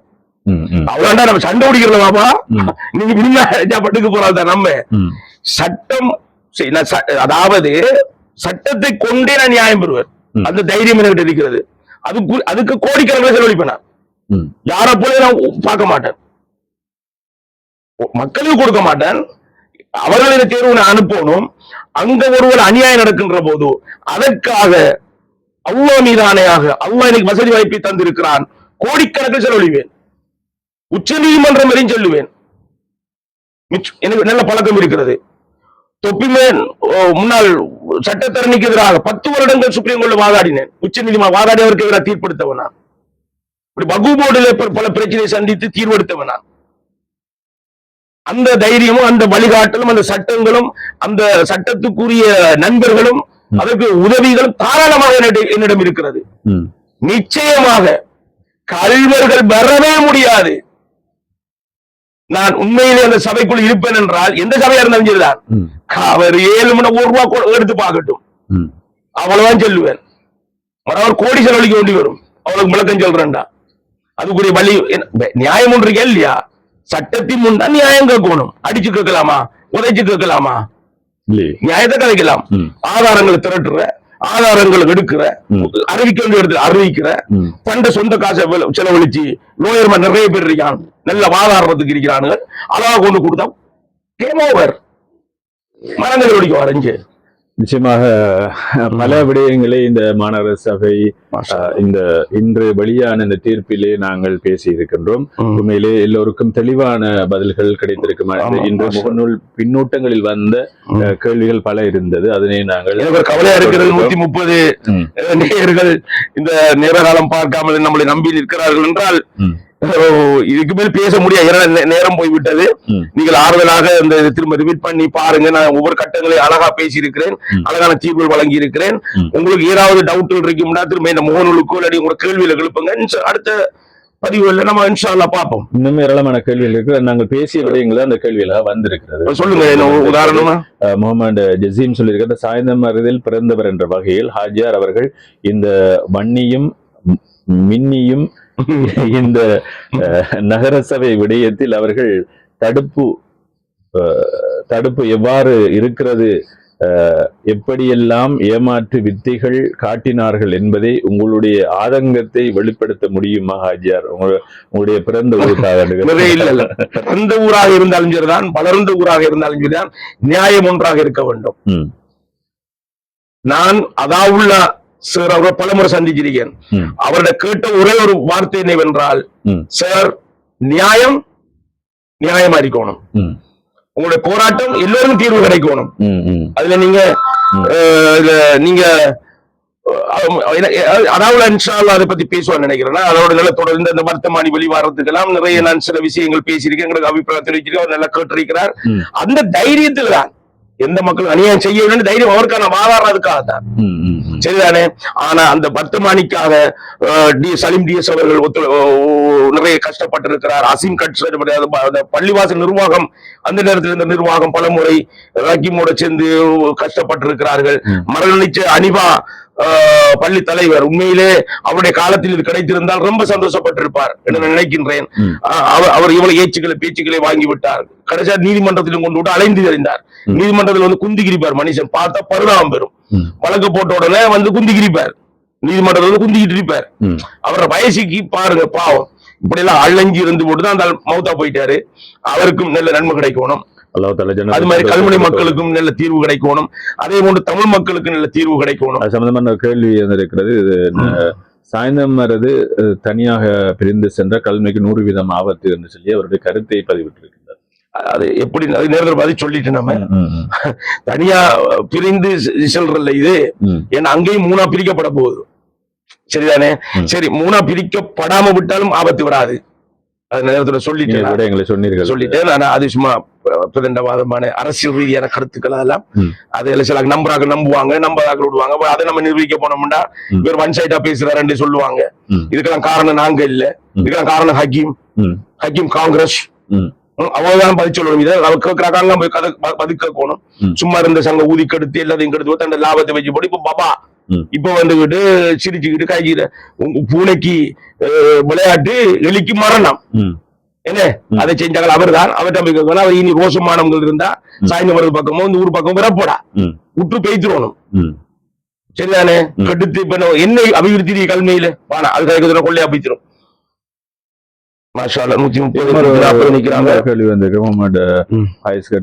இந்த தீர்ப்புக்கு பின்னால் தமிழ் மக்களும் அவர்களும் மீண்டும் வீதிக்கு வந்து போராட நேரிட்டால் எவ்வாறு கல்முனை முஸ்லிம்கள் நடந்து கொள்ள? நிச்சயமா போராட முடியாது. ஏனென்றால் பிரதேச செயலகம் தான் அவர்கள் கேட்கிறார்கள். இது அதை விட பெரிய ஒரு சாமம் கிடைச்சிருக்கு. நகர சபையை கிடைச்சிருக்கு. அவர்கள் இனி நகர சபை பற்றி பேசலாம். நகர சபை இதுக்குள்ள அதுக்குள்ள அது அவரோட உரிமை. கேட்கலாம். அதுக்காக நகரசபை ஒன்று மாநாடு இந்த தீர்ப்பு எதிர்த்து இந்த தீர்ப்பை ஓவர்டேக் பண்ணி எங்களுக்கு அதெல்லாம் நீங்க ஓடுங்க. அப்ப அது வேற ஒரு இலங்கையா தயாரிக்கணும். இனி இந்த இலங்கைக்குள்ள தீர்ப்பு அளிக்கப்பட்டிருக்கு. இந்த தீர்ப்பை யாரும் ஓவர்டேக் பண்ண முடியாது. அப்ப கோட்டா மஜிதுல வைத்திரும். இப்ப கேள்வி என்னண்டா அதெல்லாம் விட்டு போட்டு நகர சபை உங்களுக்கு ஏதாவது போனோம் எப்படி செய்யணும், எப்படி செஞ்சு கொள்ற இன்ன ரீதியாக முஸ்லிம்களும் தமிழர்களும் சேர்ந்து சில பிரதேசங்களில் காரதில் இருக்கிற மாதிரி அப்படி அமைச்சு போக வேண்டியதுதான். அப்ப ஒரு நகர சபை கிடைக்கும், ஒரு பிரதேச சபை கிடைக்கும். அப்ப அந்த மக்களுக்குரிய ஒரு 20,000-30,000 மக்களுக்குரிய சபை கிடைக்கின்ற போது அபிவிருத்தி கூடும். அவர் தனிப்பட்ட முறையில சில விஷயங்களை செய்யலாம். சந்தோஷமா இருக்கும். அதுல எந்த மாற்று கருத்தும் இல்லை. ஆனா அதே நேரத்தில் கல்முனை மாநகரம் என்பது அது ஒரு முகவத்தில்லை, பட்டண சபையா இருந்தது. அது ஒரு முகவத்தில்லை. அது இயற்கையிலே அமைந்த ஒரு ஒரு ஒரு ஒரு ஒரு நகரம். இப்ப தமிழர்களுக்கு யாழ்ப்பாணம் இருக்கிறது, திருகோணமலை இருக்கிறது, மன்னார் இருக்கிறது, அங்க இருக்கிறது, இங்க இருக்கிறதா இருக்கிறது. முஸ்லிம்களுக்கு இருக்கிற ஒரே நகரம் கல்முனை மட்டும்தான். நகரம் என்று சொல்லிக் கொள்ளக்கூடிய ஒரே நகரம் கல்முனை நகரம் மட்டும்தான். அதிலே கொஞ்சம் தமிழர்கள் சிந்திக்க வேண்டும். அவர்களுக்கு இணைய வேண்டும், நாங்கள் ஒற்றுமையா இருக்க வேண்டும், நாங்கள் தமிழ் பேசும் மக்கள் தானே என்று கூறுகின்றவர்கள் அந்த தமிழ் பேசும் மக்கள் கல்முனையிலும் வாழ்கிறார்கள். அதுக்குள்ள என் பிரிவு. வடகிழக்கு இணைப்பது தமிழ் பேசும் மக்கள், கல்முனையிலே பேசுவது தமிழர்கள் சிங்களவர்கள் சர்வ முஸ்லிம்கள். என்ன வாப்பா இது? என்ன தமிழ் பேசும் மக்கள் இதுல ஒற்றுமையை காட்டினா தானே எல்லாரும் தமிழ் பேசும் மக்களா இருக்கும். அரசியல்வாதியுடைய கேமுக்கு நாம ஒண்ணும் செய்யலாது. இனிமேல் எல்லாரும் ஆப்பு வச்சிருக்கி இன்ஷா அல்லாஹ் உணர்வாங்க. அல்லாஹ்வுடைய சில தீர்ப்புகளும் கிடைக்கும். எத்தனை அரசியல்வாதிகளை பார்த்துட்டோம், எத்தனை அரசியல்வாதியை பார்த்துட்டோம். சதி செய்தவர்கள் அல்லாஹ் சதிகாரர்களுக்கெல்லாம் சதிகாரன். மக்களை காட்டி மக்களை உணர்ச்சி ஊட்டி மக்களை குழப்பி மக்களுக்குள்ளே இனக்கலவரத்தை உண்டு பண்ணி அதிலே காய்ந்து கொண்டு பெரும் இன்பங்கள் எல்லாம் இன்பங்கள் அல்ல, இன்பங்கள் அல்ல. பணங்களை எல்லாம் தேடி தேடி வைத்து விட்டு சென்றவர்கள். ஒரு அல்லாஹ் சொல்லுகிறான், நீ பணத்தை தேடு, ஒரு ஆள் அனுப்பி வைக்க. என் மகனுக்கு பேரனுக்கு பிறக்கிற பிள்ளைங்க இருக்கு, அல்லாஹ் இருக்கு, அந்த ப்ராடக்ட் அங்க இருக்குது. அல்லாஹ் ஒரு அளவு இறக்கி விடுவான், ரோல் நடிப்பான். அவ்வளவுதானே உண்மையா இல்லையா? ரோட்டில் நடிப்பான் அவ்வளவு. ஆனா அல்லாஹ் நாடின ஒருவங்க இறங்குவான், அந்த குடும்பத்தையே காப்பாத்துவான். அப்ப அல்லாஹ்வுடைய நிகமத் அது. அல்லாஹ்வுடைய ஒரு புள்ள பிறக்கக்குள்ள அது எப்படி பிறக்கும், எப்படி புத்திசாலி, எப்படி ஆகுவான், எப்படி நடக்கும் தீர்மானிக்கணும் அல்லாஹ். அப்ப அவனை மறந்து இங்க இரவு பகலா உழைச்சி புலையா பதவியை தேடி தேடி தேடி தேடி ஒன்றும் இல்ல. கடைசியா வந்துகிட்டு கதைக்கிறதுக்கு ஆள் இல்ல. இப்ப எத்தனை பேர் மறைஞ்சு வைத்தாங்க, கதைக்கிறதுக்கு ஆள் இல்ல. இப்ப இந்த செவியை ஏராளமானவர்கள் இதனை மன்னிச்சு போனோம். உண்மையிலே 145 பேருக்கு நிக்கிறீங்க. அல்ஹம்துலில்லாஹ் நம்ம இதோட முடிப்போம். ஏன்னா நீண்ட டைமா போச்சு, நேரம் விளக்கங்கள் கொடுத்திருக்கீங்க. உங்க சுத்தி பாக்குறதுக்கும் எவ்வளவு சுத்தி பார்த்தாலும் உங்களுக்கு ரசமா தயாரிக்கும். நம்ம தொய்வு இல்லாம பேசிருக்கோம். ஆதங்கம் கட்டாயம் பெற வேண்டிய ஆதங்கம். சில பேருக்கு கதைக்க வேண்டியது கைத்திருக்கிறேன். குட்டையை குழப்பியவர்கள் எல்லாம் இப்ப டான்ஸ் ஆடுகிறார்கள். அதற்கெல்லாம் நாங்கள் இடம் கொடுக்க மாட்டோம். இன்ஷா அல்லாஹ் எதிர்காலத்திலே எங்களுடைய உயிர் இருக்கும் வரையும் சில உண்மைகளுக்காக போராடி ஆகுவோம் என்பதை கூறிக்கொண்டு நம்முடைய நீங்க சொல்ல முடிக்கிறேன். ஏராளமானவர்கள், ஏராளமான அன்பு உறவுகள் எங்களோடு இந்த நிகழ்ச்சியில இணைந்திருந்து பல கருத்துக்களையும் பலவாரியாக சொல்லியிருந்தீர்கள். உண்மையிலே உங்கள் அனைவருக்கும் நாங்கள் உளப்பூர்வமான நன்றிகளையும் வாழ்த்துக்களையும் சொல்ல கடமைப்பட்டிருக்கின்றோம். இந்த மாநகர சபையினுடைய இந்த விடயங்கள் தொடர்பாக ஆரம்பத்திலிருந்து இதுவரைக்கும் இந்த விடயங்களை சொல்லிக்கொண்டு இந்த தீர்ப்பையும் ஏற்கனவே நீங்கள் சொல்லியிருந்தீர்கள். இப்படித்தான் பலவரிடம் சொல்லிட்டேன். நிச்சயமாக என்னுடைய பழகியவர்கள் உங்களிடம் கழித்திருக்கிறேன், பலவரிடம் கைத்திருக்கிறேன், பல பிரமுகர்களுக்கு எடுத்து சொல்லி இருக்கிறேன். இப்படித்தான் நடக்கும். உண்மையிலே மாஷா அல்லாஹ் பல தீர்ப்புகளை நாம் முன்கூட்டியே சொல்லியிருக்கோம். ஏன்னா நியாயம் ஒன்று இருக்குது சொல்றேன். உண்மையிலே இவ்வாறு தான் வர வேண்டும் என்ற தீர்ப்புகளும் உங்கள் வாயின் மூலமாக உங்களது நாவின் மூலமாக வந்தது. உண்மையிலே எல்லா புகழும் இறைவனுக்கு எல்லா நன்றிகள் சொல்ல வேண்டும். இங்கே இணைந்திருந்த அத்தனை சொந்தங்களுக்கு நாங்கள் நன்றிகளையும் வாழ்த்துக்களையும் சொல்லிக்கொண்டு இந்த நிகழ்ச்சியை சிறன்பட வழங்குவதற்கு உறுதுணையாக இருந்த உங்களுக்கு நன்றிகள். அதுபோல இந்த நிகழ்ச்சி உங்களது இல்லத்துக்கு வந்து பார்வையிட்டுக் கொண்டிருக்கின்ற வீகம் தொலைக்காட்சியுடைய பணிப்பாளர் ஜானூஸ் அவர்களுக்கும், அதுபோல எங்களுடைய சன்ரைஸ் நிறுவனத்துடைய நலிம் அவர்களுக்கு நன்றிகள். ஜலால் அவர்கள் இருக்கின்றார், அவர்களுக்கு நாங்கள் நன்றிகளை சொல்ல வேண்டும். அதுபோல இந்த எங்களுக்கு வழங்குவதற்கு உறுதுணையாக அமைந்திருந்த எங்களது தொலைக்காட்சியுடைய பிரதானி கண்ணியத்துக்குரிய மௌலவி அல்ஹாஜியா சஃபா முகமது நஜாஹி முகத்தபுல் காதிரி ஆலிம் அவர்களுக்கும், அதுபோல பின்னால் இருந்து தொழில்நுட்பம் வழங்கிய நண்பர் ஃபர்சாத் அவர்களுக்கும் நன்றிகளையும் வாழ்த்துக்களையும் சொல்லிக்கொண்டு விடுகின்ற காலை பொழுது அனைவருக்கும் நல்ல பொழுதாயம் எல்லோருக்கும் பொதுவான இறைவனை வேண்டிக் கொண்டு விடைபெற்றுக் கொள்கின்றோம். மீண்டும் மற்றும் ஒரு சுவையான நிகழ்ச்சியில் சந்திப்போம். அஸ்ஸலாமு அலைக்கும் வரஹ்மத்துல்லாஹி வபரகாத்துஹு.